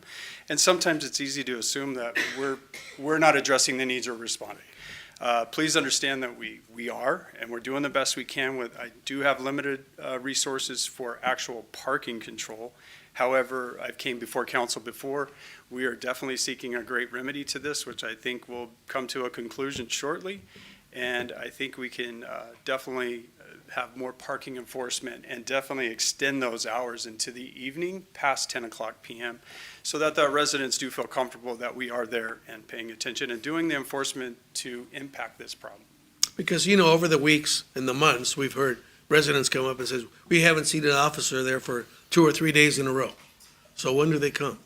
And like you mentioned, you might not see the mailman, but he shows up, right? But they're there. So just to give an example, I got an email from a resident that was very upset when they saw a vehicle parked on the wrong side of the roadway. Took a photo of it, sent it in the email, and they said, this is what we're dealing with. And they are having issues. So I bring my PCOs in and I said, hey, have we seen this and what's going on with this? And my PCO actually cited that vehicle that day, that exact car that they took a photo of. Your parking control officer. The parking control officer. So yes, there can be assumption. If you don't see that, you'll never know that we were there. But please understand, we do have the enforcement numbers. I want to do a lot better and be there more frequently. Obviously, I can't put personnel there from 10 in the morning till 10 at night during the restaurant hours because we have the whole city to attend to. But we are going to do our best to address the needs of those neighborhoods in that community. And we hear them, and we're going to address them. Colleagues, any questions of Lieutenant Frommer? Vice Mayor? Thank you, Lieutenant. Do we fine for littering? There's a fine for littering. And You have we been getting people on Reese and Parrish? Like, what's been going on with that? So you have to see the violation to cite them for it. Mm-hmm. And a lot of people, just like speeding, you're not going to speed when you see the officer, so a lot of people won't litter when they see enforcement. So is there trash around there? Yes, but I've confirmed with Raising Cane's is trying to be the best partner they do. They police the trash. Can it be better? Yeah. I think working in partnership with them and then with our officers as well to be vigilant to, if they witness that, to issue citations. It's a very expensive citation. But like I said, you have to actually witness that violation to cite somebody for it. And then you mentioned something about a remedy for that. Mr. City Manager, do you know what he's talking about? Is that the parking enforcement? Yeah, that's the next item. Yeah. Okay. We're Well, there you currently go. in RFP, yeah. All right. And then lastly, we talked a lot.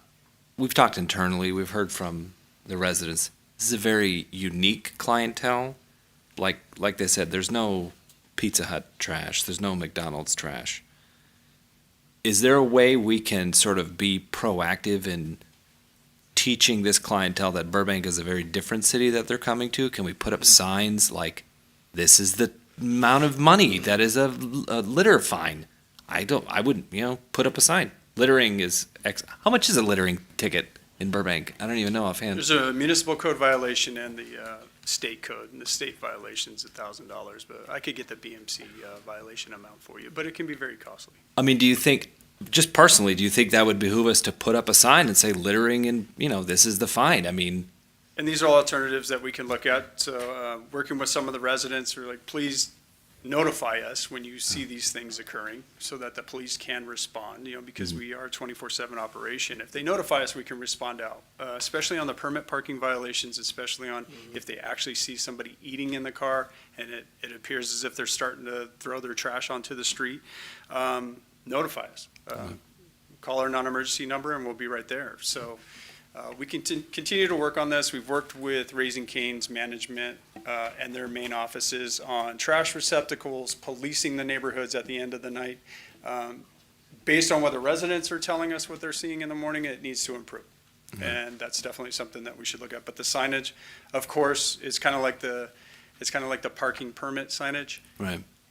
It gets ignored a lot. It's all about expediency for some people, and they don't they don't mind the citations or the possibility of a citation. Right. That's why we need to help continue to educate. Including a distance signage would probably be helpful, and then also Raising Cane's themselves are really good about installing signage as well, so. I know we have the agenda item later, but potentially with the changes that might happen, would a parking control officer who's not a uniformed officer be able to write a littering ticket? So no, parking enforcement would be, whether third party or city parking control, they are non-sworn members of our police department, so they can't do anything that's going to require them to detain somebody to get identification to write a citation like that. Gotcha. That would have to be the police officer. They can only do it with the vehicle and the VIN number and all that, okay. Because they issue citations to vehicles, that's what they focus on. Okay, thank you, I'm good, Mr. Mayor. Anyone else? No? Oh, Councilmember Springer? Yes, thank you. So on the charts, it shows that traffic on Reese and Parrish pretty much doubled, and it increased on Sparks from January 2022 to November 2022. And in the report, it says that speeding has increased like 2% are speeding, right? So was that 2% before? Because then there's a doubling of speeding cars. If the traffic has doubled, is that not true? I would have to let CDD touch on that. They obtain their number. I have our numbers. Okay. I think they have a longer time period of where they actually did this study and the survey for their numbers. So I'd have to let. You know what, are there any more questions of Lieutenant Bowman? Let's see.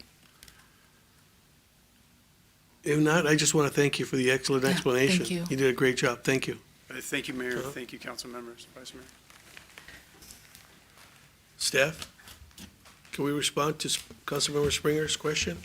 So generally, pre-Raising Cane's, we had lower traffic, but we had more people speeding. So prior to Cane's, Reese was 31 miles an hour, 85th percentile, really high. Now in November, where we have more traffic, we have doubled. We went from like about 400 a day to 800 a day, but we have less people speeding. I cannot give you the actual numbers of the number of people exceeding the speed limit in 2022, in early 2022 versus November, because I don't have the earlier speed data with me. We could follow up and we could calculate that. So it's possible that the actual explicit number of speeding cars is similar, but maybe it's lower because the speeds before Raising Cane's were really high. 31 miles an hour is very high for residential street, 31, 32. And now we're down below 25. It shows, quite frankly, that speed humps are really effective, and we want to take that message to other streets in the neighborhood that are not affected by Raising Cane's, that don't have speed humps and see high speeds. But we could calculate that. We could see the actual specific numbers, but I suspect it's not a lot more because we had so many more cars speeding in pre-COVID, Raising Cane's. Mm-hmm.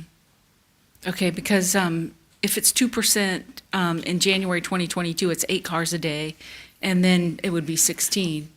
Right. So after. Yeah. So what I would do to follow up, and I can't do it tonight, but what we would do is we have the speed data has the actual like number of cars per speed block per hour. So we'll just count them up and how many were over 25 or over 30 before and after, and we could provide Just so that it's consistent, whatever measure you use before and after. And I guess who pays for the litter enforcement and the parking enforcement? I know Raising Cane's pays their own guard, and they were providing us some financial help at first, but with this parking enforcement and potentially litter enforcement, who pays for that and how much is it? I would need to defer to the police department for specifics. The enforcement is paid for by the city. I know that parking violations, that revenue goes mostly, if not all of it, to the city to the extent that can usually offset a lot of those costs.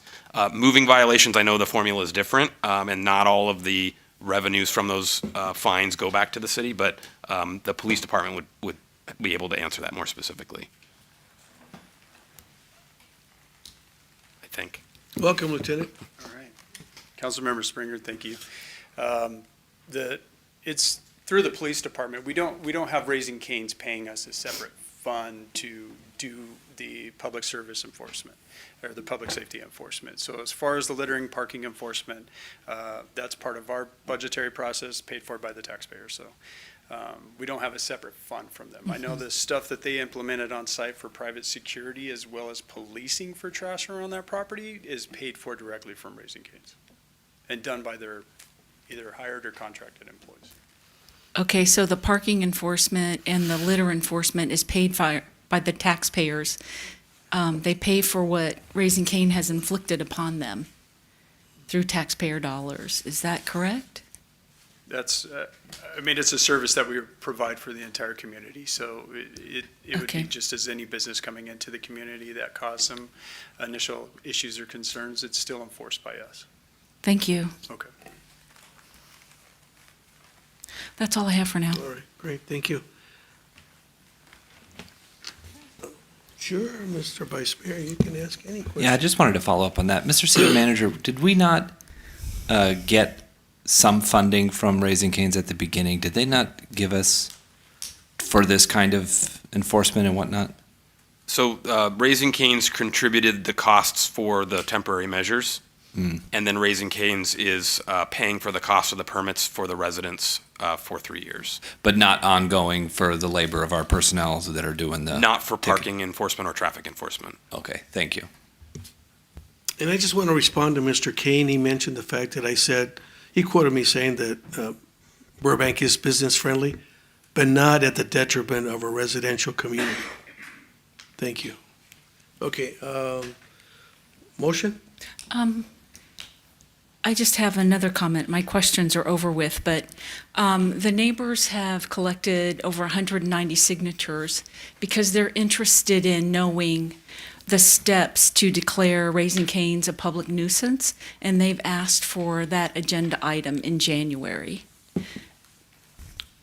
So what do you want to do? Just include that as part of this. This is a note and file, but they have asked for, and the city council needs to know the steps because it's a legal issue to declare a business Let's see what our city attorney has to say. a public nuisance.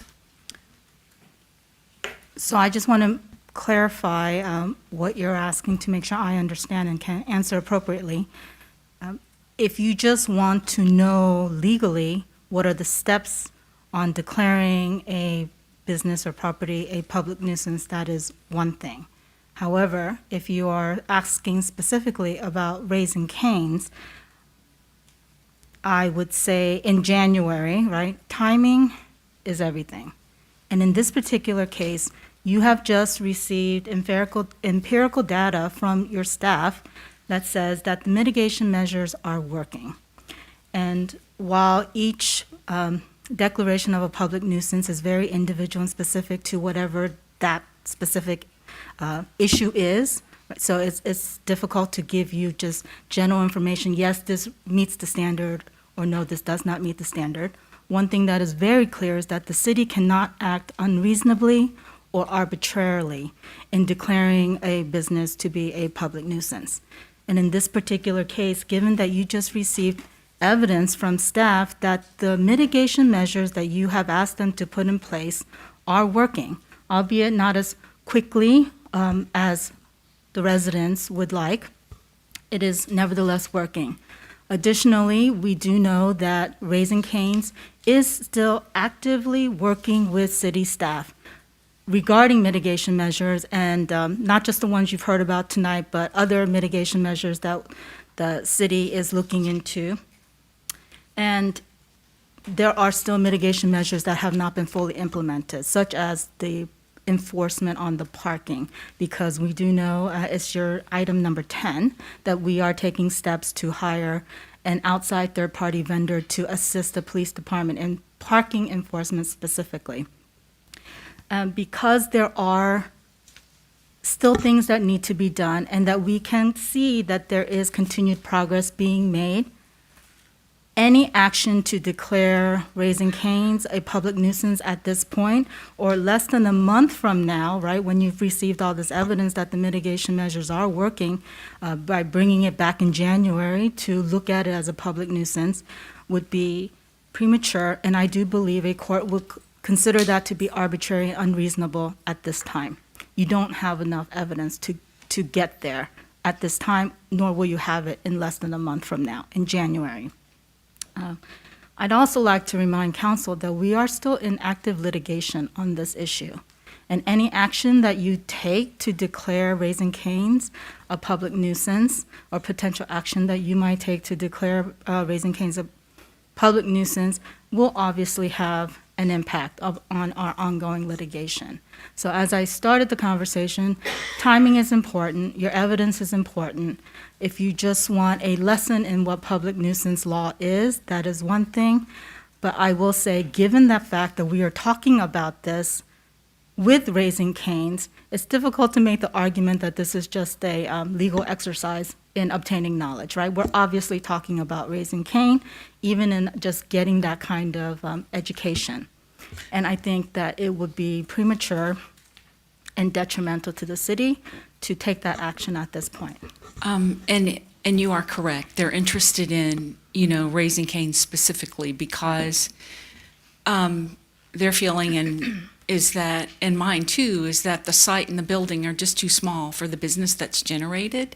And so their neighborhood has become, the outdoor dining area. And they live there. And some things, cars sitting and idling while they eat because there's not enough restaurant space or parking space for them to sit at Raising Cane's to eat. And the fact that there's ongoing enforcement seems to indicate that it is a nuisance. And some of these things that I think about, but I hear it from them, for months and months now, and they're afraid for their children, the cars that whip into their driveways and turn around. And the sign at Oak and Orchard, we might consider making that larger because it's kind of small, and they still, cars still go down and turn around if they don't park, in their driveways. And the Yelp reviews that Mr. Burkhart emailed us in his letter are really telling about, what the guards are telling their customers to do, go circle the neighborhood and come back.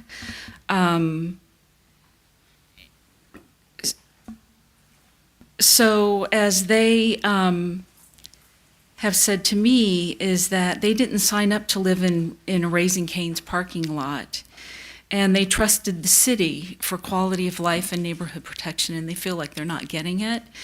And so not all the questions have been answered. Mr. Kriske is going to get back to us on the speeding cars. Did they double? And he believes that maybe they've gone down, but I think that's a real important answer that we need. So, so to tell them, what is your response to definitively RE looking at declaring Raising Cane's a public nuisance? So because I think, they're here. Right. I think that you have in some ways answered your own question because, as you said, there's still information that you need to receive, right? And so we're not at that point where I believe council can declare Raising Cane's a public nuisance. I believe if you do, and we are challenged by Raising Cane, we will lose. 100%, I feel 100% we will lose. And that is that's not something you're going to hear lawyers say very often, right? We often work in the world of gray. But in this particular case, looking at what some of the standards are and looking at what some of the other cases have said about what a public nuisance has to rise to, we do not have it. Timing, as I said, is everything. And in this particular case, yes, I agree. We have heard a lot of anecdotal evidence from our residents that The problem still exists, and I do believe that they 100% believe that, and I don't disbelieve them. Have you visited the neighborhood? I mean, I you can sit have. and see the cars circling. I don't, I'm not, I'm not, It's ridiculous. right, I don't disagree with any of the anecdotal evidence that the residents have presented. What I'm saying to you is that staff has also presented scientific evidence regarding what their findings are.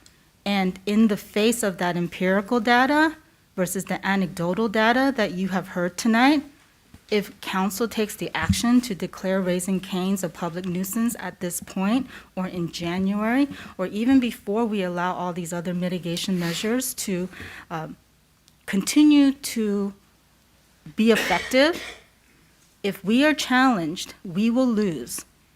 And not only that, but as I said, we have ongoing litigation right now, and such an action will negatively impact the ongoing litigation that the city is already engaged in. So it sounds like it's not an option now, but it could be something that they could bring up again later, like. Absolutely. We would do the analysis just like, I did this afternoon regarding this issue. I would never say, no, we could never go there, we would never get there, because we don't know what the future will bring. What I'm saying is, right now, you don't have the data to support a finding that Raising Cane's is a public nuisance. There's still mitigation measures that need to take more effect.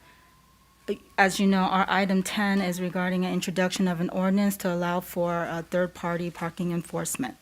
And we're taking that measure because we're getting ready to go out to an RFP so that we can hire a third-party vendor to do increased parking enforcement. And obviously, that area is a prime area that we are going to target for parking enforcement. That RFP actually closes Thursday, December 8th. And I believe, according to finance, purchasing, the plan is to have a vendor in place early next year, January. And I do believe that once we have them in place, then we're not going to be wholly reliant on the limited resources of the police department. As great a job as they're doing, they police the entire city, right? They do a lot more than just parking enforcement at Raising Cane's. So I do think that it's premature. We need to wait to see these other mitigation measures take effect. I do believe that there will be a difference once we get the increased parking enforcement through our outside vendor. So at this point, my best legal advice to council would be to take the recommendations of staff and not go to a public nuisance possibility, because I do not think it would be in the best interest of the city. And frankly, if we tried that and we lost, it would be an even greater negative impact to the neighborhood than waiting and seeing these other mitigation measures take effect. They would be in a worse position if we try to declare a public nuisance and we lost, right, than they are right now, as we try to wait and see if these mitigation measures continue to work. You have heard from staff that they are working. We are going to continue to do more to get even, hopefully better results. Thank you. Any other questions or comments, Councilman Springer? Vice Mayor? I have a question. Mr. Kriski, we were told that potentially there were 2 new Raising Cane's opening up in neighboring cities, and that would alleviate some of the followers that are coming to our city. What's going on with those 2? Have they opened? Are they under construction? So there are two or three or four nearby locations that are opening. I think the most interesting one is one in North Hollywood. That looks to be probably summer of next year. It's early in the construction. There's also one in Northridge. That one looks more further along, and I believe that may be open first quarter. The Hollywood one. Yeah. There's a Hollywood location that may be open first quarter, and then there's a Northridge location that's under construction. Okay, and then lastly, for me, I was hoping we could agree to give direction to pursue some signage. Do you think that would help the littering sign? Because I think that is a huge component to this, just the mess on the street. So if signs are not expensive, there's actually, I'm pretty sure, a no littering sign adjacent to a similar restaurant, the Chick-fil-A, down the street on Fairview. I was there just this weekend, and I thought I saw it, and I had our situation in the back of my mind. So we could certainly do that. Sign littering, sign clutter is always a thing, but I think that's a reasonable thing. I know a speaker, and I think Councilmember Springer mentioned the larger no access sign at the bottom of Orchard at Oak. It is pretty small. We could certainly work with our sign shop to add a bigger one. And make that a little more prominent. Yeah, I think that'd be a quick fix, if that's all right. They've got direction. Yeah. Okay, so the recommendation is to note and file, colleagues? Actually, Mr. Mayor, I'd like to make a few comments, if that's all right. Go ahead, sure. I was quiet because I had no questions. I thought the staff report answered all of my questions. So first of all, I agree with my colleagues. Signage is key. I would agree with the direction to staff regarding the signage at Oak and Orchard, as well as the littering signage. Though I'd be remiss if I didn't point out that signage in public education is only so helpful. It has to be coupled with enforcement. Here's the way I look at it. There are four principal issues that have stemmed from Raising Cane's: speeding, parking, vehicle volume, and littering. Littering is largely, we have anecdotal evidence that it still exists. And, I've driven up and down Reese a couple of times in the last few weeks to see it for myself, and it's present. I don't know that we can track that with data, but it's very much there. I don't believe that issue has been adequately addressed. There is data to suggest that the speed humps have made an impact. That does not mean bringing it to a point of satisfaction for the residents. I don't believe we've reached that yet, but it has made an impact. And before I go on, I do want to support Miss O tonight, who's doing a very good job batting cleanup, or I guess you'd be sort of in the thank you, pinch hitting. Wow. No, it's true. I mean, look, I believe it was the last speaker who came up tonight. I do not believe that the residents are here complaining. I think that they're fighting for their neighborhood, and my heart goes out to you and what you're living with. Here's the thing. We could give them what they want and declare a public nuisance, but that would be dishonest to them and to the community, because I agree with Ms. O. As an attorney myself, we don't like to say that there's a case that we can't win, but in my professional experience, I agree with her. We don't have the data to prevail at this point. So all we would be doing is giving them a false sense of hope that would ultimately lead to a loss that could put their neighborhood in a worse position, and, by the way, would come at greater taxpayer expense of having footed the legal bill for an unsuccessful challenge. So I do think that we are better served by continuing to have staff work on the mitigation efforts. I will say, when the residents talk about, I believe them, but I also think the data supports it. When they talk about folks going through the drive-through and then parking in front of their homes and idling and eating, I think that slide number 4, for example, supports that right there. You see that on Reese with the midday parking utilization. So we are seeing those statistics support that anecdotal evidence that we're hearing from them. So clearly, we have work to do. I talked about vehicle volume. If we look at attachment 3 to the staff report, which was not included in tonight's slide presentation, I don't believe, and I wish it had been, specifically the weekday data, we see on Reese that in July of 2022, we had 1,180 vehicles tracked when we were really in the height of that opening. It's lower than that point, so I guess you can make the argument, and I would, that it is having an impact, but it's still at 818 vehicles, double what it was back in January. So all of this is a long-winded way of saying that my heart does go out to the neighbors. I don't believe that our work yet is done. I think signage is critical. I think giving our police department the tools that they need to follow up with enforcement is going to be critical. I don't think we should rule out other infrastructure investments that we can make. But regrettably, I do agree with Ms. O. I think that she's spot on. Declaring it a public nuisance, it's something that, quite frankly, is not supported by the data, and it would be irresponsible to pursue that at this point. Thank you. Councilmember Frutos? I have to agree with our city attorney and a lot of the comments that were made by my colleague who is an attorney.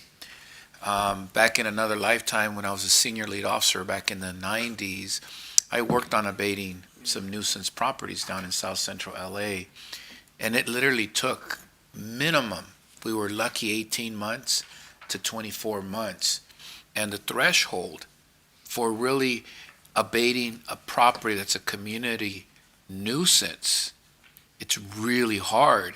And I am not an attorney. I've just been a police officer that worked on getting the information and working with the neighborhood prosecutor. Right now, just in listening to the report, because Raising Cane has given money to help pay for the traffic calming measures, paying for the parking permits, they're going to be able to show that to a judge that, hey, look, we're trying hard. And I'm not dismissing you good neighbors, please don't. But I got to be looking at the bigger picture. I agree with your comments. Your neighborhood has been turned upside down. But for me to rush in knowing and working and having a little bit of background on abating properties, the last thing I want to do is not literally count my ducks in the right row and make sure that as we move forward on an abatement of a community nuisance, I got to make sure, just like our city attorney said, we got to make sure we're solid ground. But right now, they can go back and say, hey, the city has accepted money and they put these barricades up. We paid for it. Here's some receipts, Judge. We're giving money for parking permits because this is what the neighbors wanted. And it's a continuing work-through process. So not dismissing at all what you said this evening to the residents. Please, I'm not dismissing it. But the way the court system is working and we've got litigation moving forward, I'd rather be smarter when this comes back with more data and literally looking at the facts. And the facts right now would not support us to move forward. And again, it takes between 18 months on the fast end, but realistically, the ones I've worked on, it took almost, like I said, 24 months. We can't go back and forth. The court, council rules won't allow me. Sorry. Mr. Mayor? Okay. Councilmember Schultz? Yeah, there are two final points I wanted to make, Mr. Mayor. I apologize in advance, but in one of the communications that I received, there was reference to, I believe it was the city of Santa Barbara pursuing a public nuisance action against a Chick-fil-A. I just wanted to note that even in that example, they sought to pursue public nuisance and ultimately had to rescind that because at the end of the day, there are certain defenses to a nuisance action. Lack of notice, so you can't just declare them a public nuisance. You have to give them a period of time and an opportunity to correct. And as Ms. O correctly pointed out, when there is demonstrable mitigation, that will every single time cut against our case. So I say all this to say that I'm frustrated for the neighborhood. You have my commitment that we are not going to forget about you, but I have an obligation to be honest and direct with you, and that is professionally where I think that we're at. There is one other comment that I want to make to staff. Now, if the closure of Orchard remains permanent, right now it's remaining temporary. Here is one concern I'd like you to bring back when it comes back. We have essentially ceded a portion of the public right-of-way to a private establishment. The residents on Orchard can't access Olive, and essentially that little portion of Orchard there that's closed off is an extension, as I think one of the speakers said, of the private parking lot there. To me, that would be sort of an inverse taking of public property, if you will. We have lost the ability to use that public right-of-way, and our residents have. And so I think that if that is going to be put in place as a permanent measure, we as a council should be talking about what is I don't know that you can ever reach a point of fair compensation. I think we'd all rather have that public right-of-way. But if that's going to be permanent, I think that we need to start having that conversation as well. So that would be further direction from me to staff. Great, okay. Okay, anybody else? Any other comments? Councilmember Frutos? I'm kind of a little different spin on your comment. The only thing I can think about is we have to be careful because kind of like the same scenario when the Telaria project went in, we kind of did the same thing. We cul-de-sac, but we never did exactly what you just brought up, So I think they can come back and say, hey, wait a minute, there's a case in point now that this is what you guys did for the Telaria project, the Whole Foods that came in. And so that's why just a little history of what now is factual of what we done. So again, I'm not defending them. I'm just looking at the bigger picture and making sure that we're much more solid as we move forward once we get more information back. So we got to be careful with that, just based on our history. That was it. And that's how we hire top-notch lawyers to give us direction. Whether some of us don't want to take direction from the top-notch lawyer, that's a different ballgame. But that's why we have a city attorney. He and she has a staff to work for them and then work for us. Because the council only has 2 employees, a city manager and a city attorney. The city attorney gives us advice. If we want to follow it, great. If you don't, then that's okay too. But it's up to us to do our due diligence because we're working with the residents, the taxpayers' monies. If it comes down the road that we owe $2 or $3 million because we went the wrong way against our city attorney's advice, because we didn't agree with him or her, that's just, that's just reality. That's where we are headed in some situations that I've been on council for 13 years that, yes. Mr. Mayor, I appreciate the conversation on the little inlet there that we've cul-de-saced off. I wouldn't mind if staff came back with us with options to see if Tularia is a precedent or if there's some way for us to get reimbursement for that. I would at least like to see something like, because, like we said, the taxpayers are footing the bill on something, so that's okay. Okay. Yes, Councilmember Springer, one comment. Yes, my question about public nuisance, my questions were on behalf of that neighborhood. And also for me too, because it's not something that I'm familiar with, and they deserve that question to be asked up here, so they could hear Miss O's explanation Sure. of it. Yeah, Thank you. excellent. Thank you for doing that. We appreciate that. Council members, note and file. All those in favor? Okay, unanimous note and file. Thank you. Thank you very much. Excellent discussion. Lieutenant Fromer, thank you for that great explanation. The next item, the third report this evening is introduction of an ordinance amending section 6-1-1002 of the Burbank Municipal Code relating to parking enforcement, third-party parking enforcement services, and appeals. Lieutenant Fromer, he's back. Welcome. Please present the report. Mayor, esteemed council members, thanks again. I'm here tonight to discuss an introduction to an amendment to one of our existing ordinances.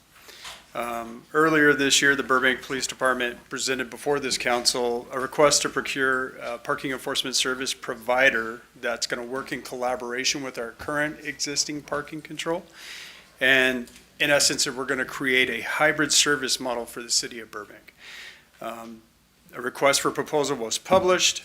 The BPD is currently in the procurement process to identify and select a qualified vendor, as the city attorney's office has already spoken on and touched on the fact that that closes for bidding this Thursday.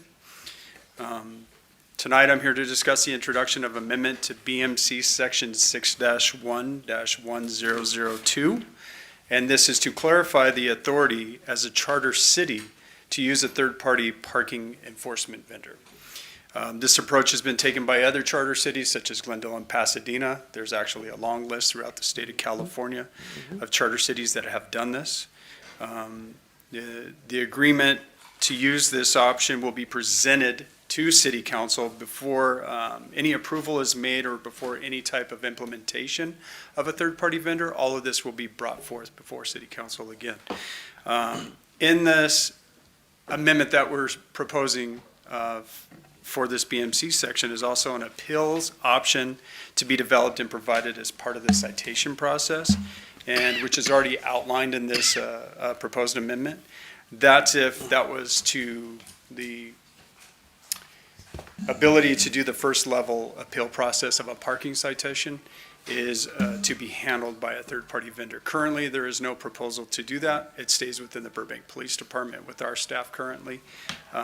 This is just thinking down the road. Should that become an option, this is outlined in this amendment to the ordinance. Moving forward, this will assist us with bringing in qualified enforcement services on a consistent basis with extended hours of operation into the later evening. And this will address persistent parking problems and areas of concern to the community, such as I think we've already heard from our residents. There are areas of concern with persistent parking problems, and we're looking to address that specifically through this process. I'm here to answer any questions. As I mentioned, this is here for the introduction of the amendment to the ordinance. Great, thank you. Do we have any public comment? No, Mr. Mayor. No? Okay. Well, I just want to start by thanking you.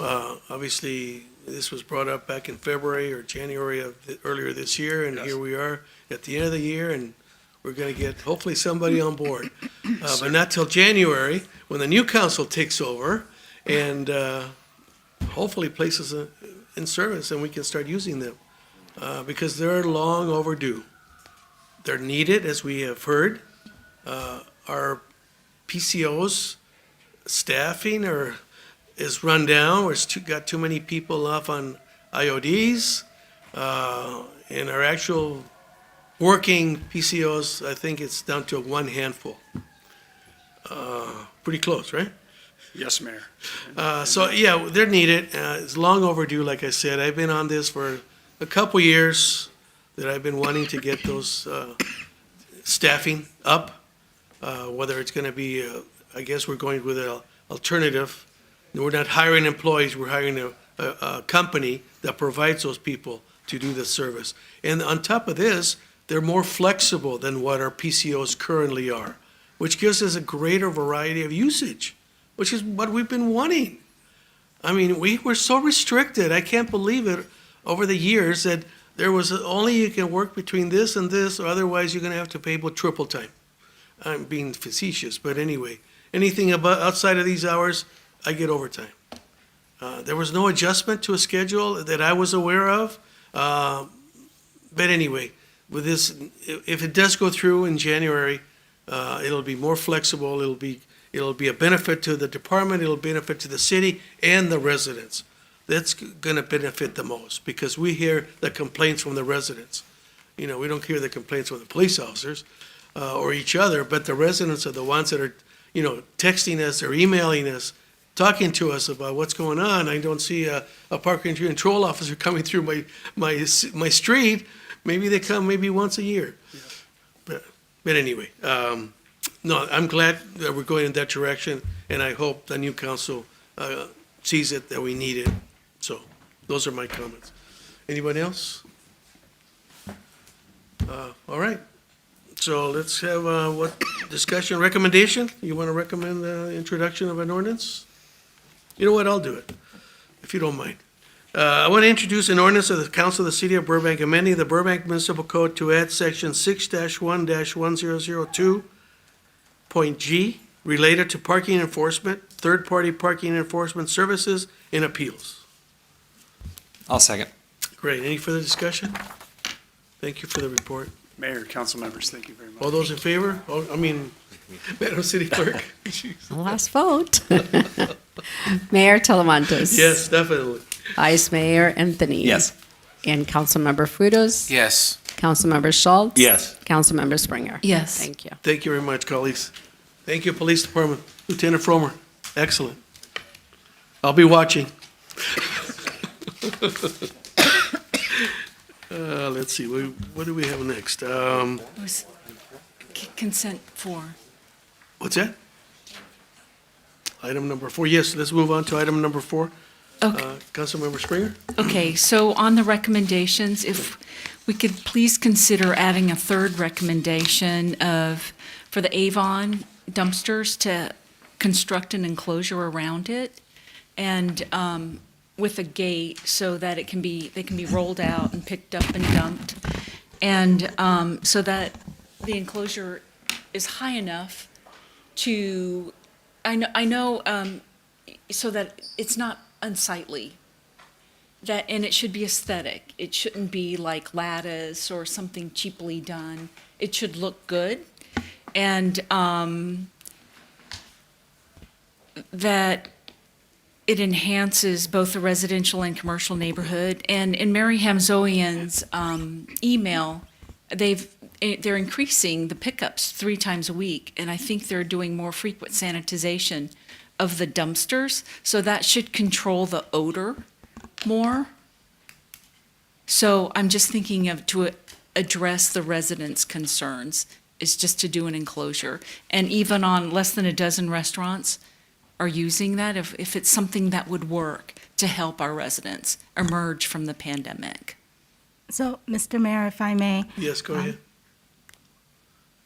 for this particular item, it would not be appropriate for council to discuss one particular business and the situation at that one particular business.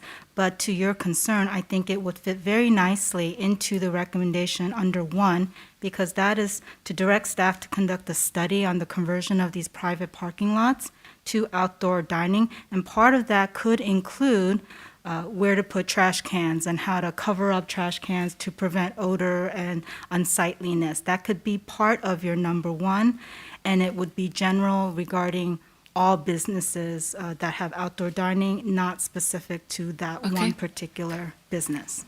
Good, and according to the report, there aren't many, there are less than a dozen, but it could just be hugely beneficial to consider that, and if we could pay for it, you know, as economic development, as emergence from the pandemic, neighborhood enhancement, because, I mean, every business has been through a lot, residents have been through a lot in the pandemic, and if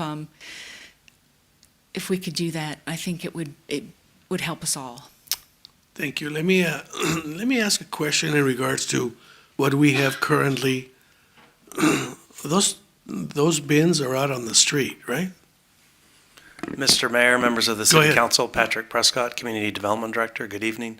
Yes, the trash dumpsters are in the street, in the parking area on Avon. It was intended to be temporary to facilitate the dining and the parking in the rear.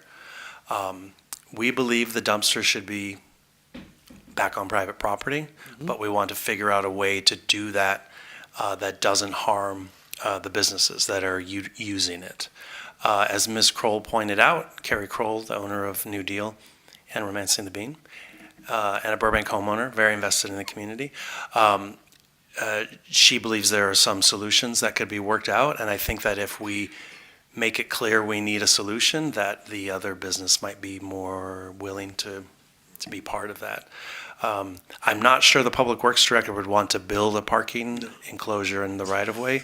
They've been very flexible with us when we said we need to do this for economic development. I think it would be a challenge to get it in the permanent enclosure. Yes, go ahead. But the dumpsters are already there.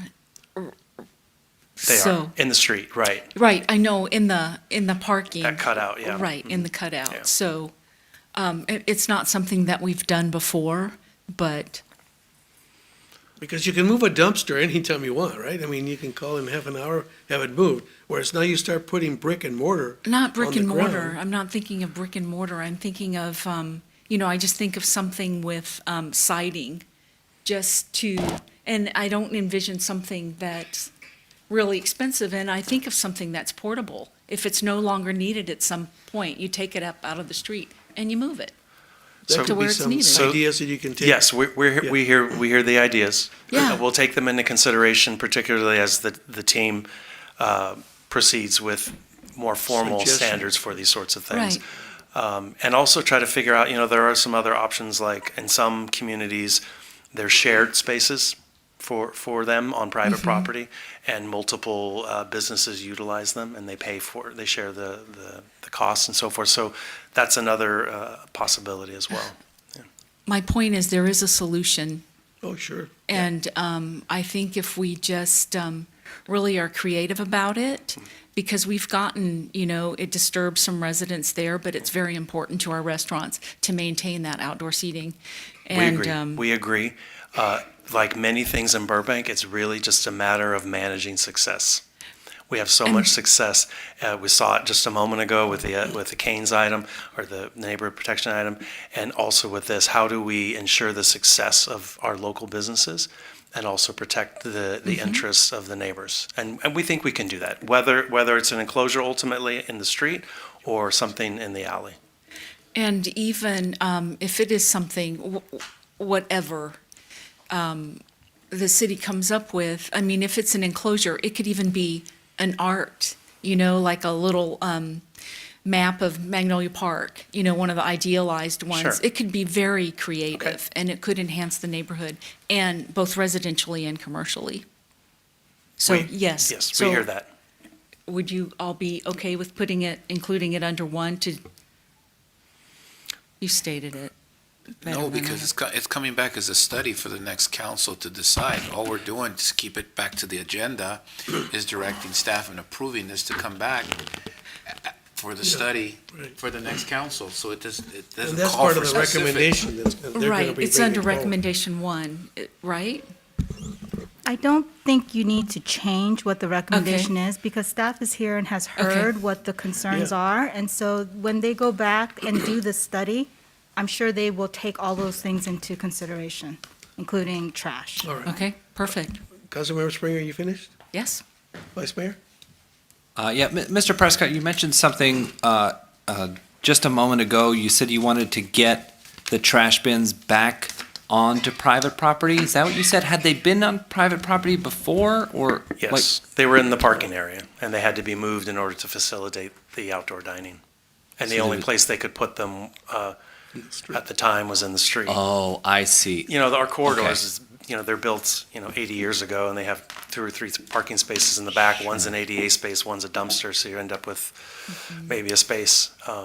Okay, and they had to clear all that out, so okay, all right, so So there that- might be some reconfiguration that can take place, and that, there's been an investment there in that. That's part of the creativity that That's- you will be putting your heads together. and Right, see we're not gonna leave the businesses, no one gets left behind. We're not gonna leave them in the lurch. So speaking generally, because this is a general topic item, are there multiple businesses that have this same issue? Because I don't want to talk about a single. Just one, or just 2, yeah, the 2 that are Okay. using Avon, yeah. Right. So how? But so we have the- to be careful real quick. If you build it, it will come.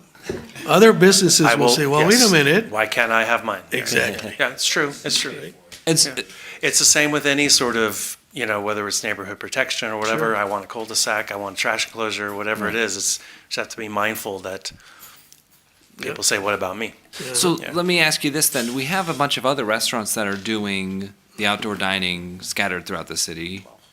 How are they handling their trash? Are these restaurants, do they have enough parking to keep It's it all back? on site. They keep, the trash is on site. What does that mean, on site? Oh, their trash is on their property, in the back.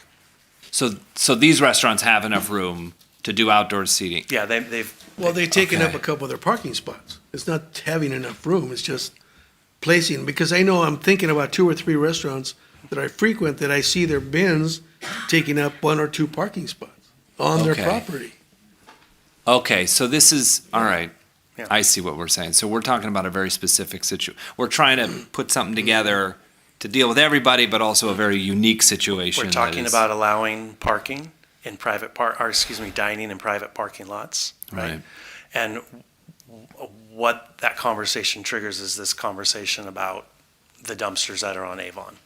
And so the residents we've heard from would like them to not be in the street any longer.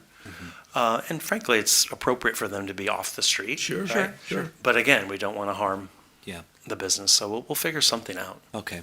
Thank you, Mr. Prescott. Councilmember Schultz?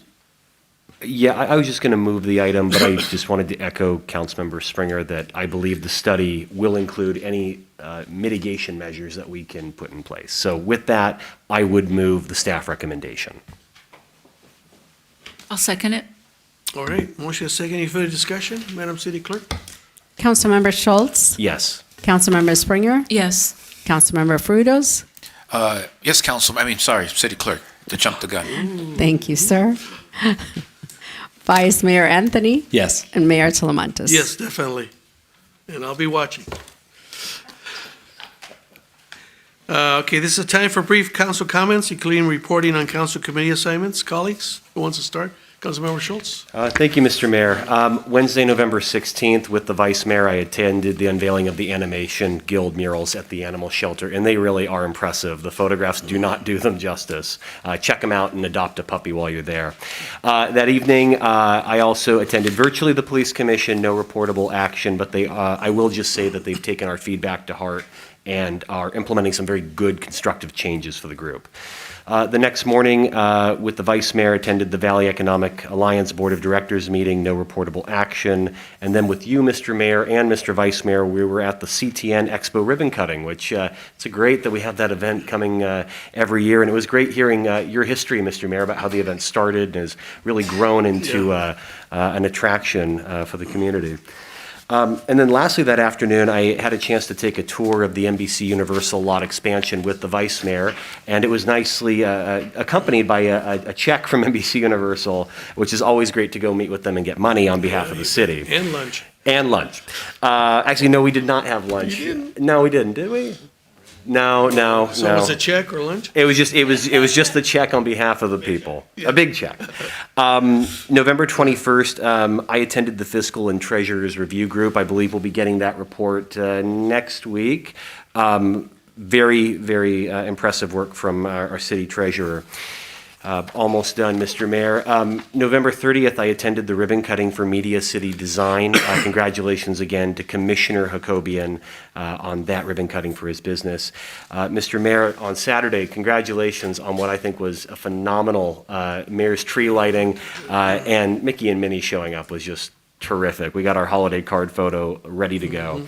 And lastly, I wanted to thank the Vice Mayor, the City Manager, Mr. Prescott, the Assistant City Manager. We had a productive lunch with Disney, with our Government Affairs team, just to talk about some of the things, the priorities that we're pursuing in the City of Burbank, and to reaffirm our commitment to having them continue to be a staple partner of our community for a long time to come, and different things that we could do to further economic revitalization. So, very productive meeting. Excellent.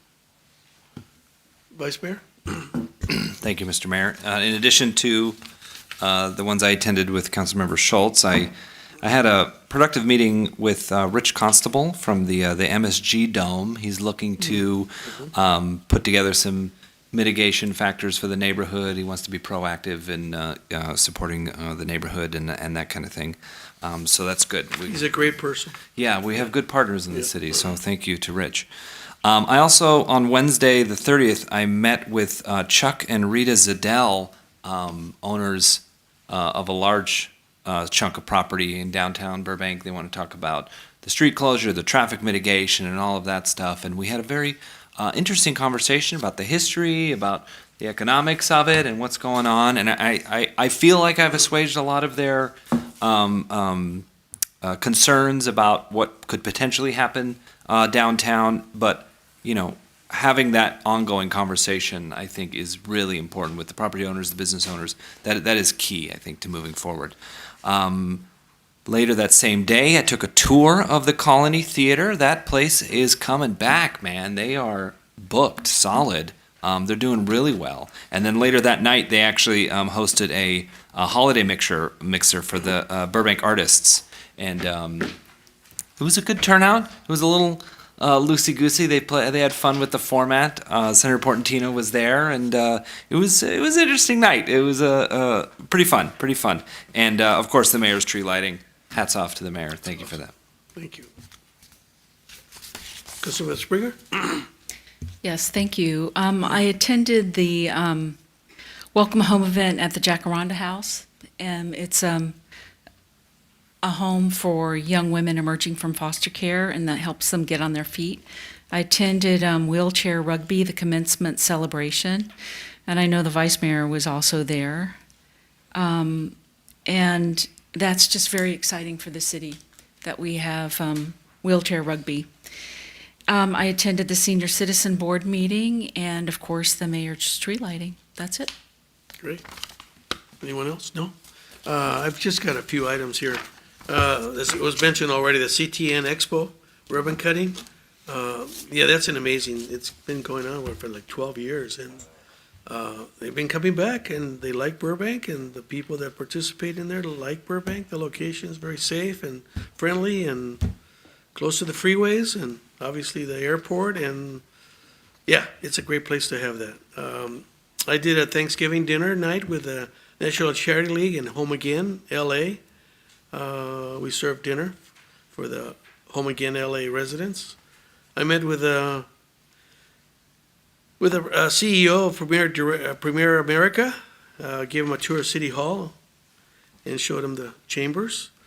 Had lunch, had breakfast with the chair and vice chair of the Ultra Arts Commission. And let's see, I presented a certificate to National Charity League Burbank chapter. What else? Media City Design, excellent. Congratulations to them, for him, for bringing his business and staying in Burbank. Mayor's Tree Lighting, I want to thank my colleagues for attending and also staff. Thank you very much to everybody that had a hand in that. Turned out great turnout. I love to see when the people come together and enjoy something very positive, especially during the holidays. It's always nice to have them come out. And it wasn't very cold, anyway. LoSAN board meeting this morning, and I met with Michael Cusimano right before the council meeting. Yes, go ahead. I just have one last announcement. Movember went off really well. I am grateful to get rid of this tomorrow morning, so thank you to all who participated. Again, for the month of November, I spent 30 days, and I guess an extra week just to show off to you guys, to, bring... I can do it. I can do it. But more importantly, to bring attention to men's health and men's wellness, and, gentlemen out there, go see your doctors, talk to them. Don't suffer in silence. So thank you, Mr. Mayor. Thank you very much for that. Now is the time for an introduction of additional agenda items. Do members of the council have any items to introduce? No, seeing none. We now adjourn the meeting to Tuesday, December 13th, for a joint meeting in the council chambers. The public may view the meeting online or on television and will be able to provide public comment in the following 4 ways. In person, for general public comment, public hearings, and reports to council, by calling in directly to the council meeting, by leaving an e-comment on the city webpage, and by emailing the city council directly. So thank you very much, and happy holidays to everybody. We're adjourned.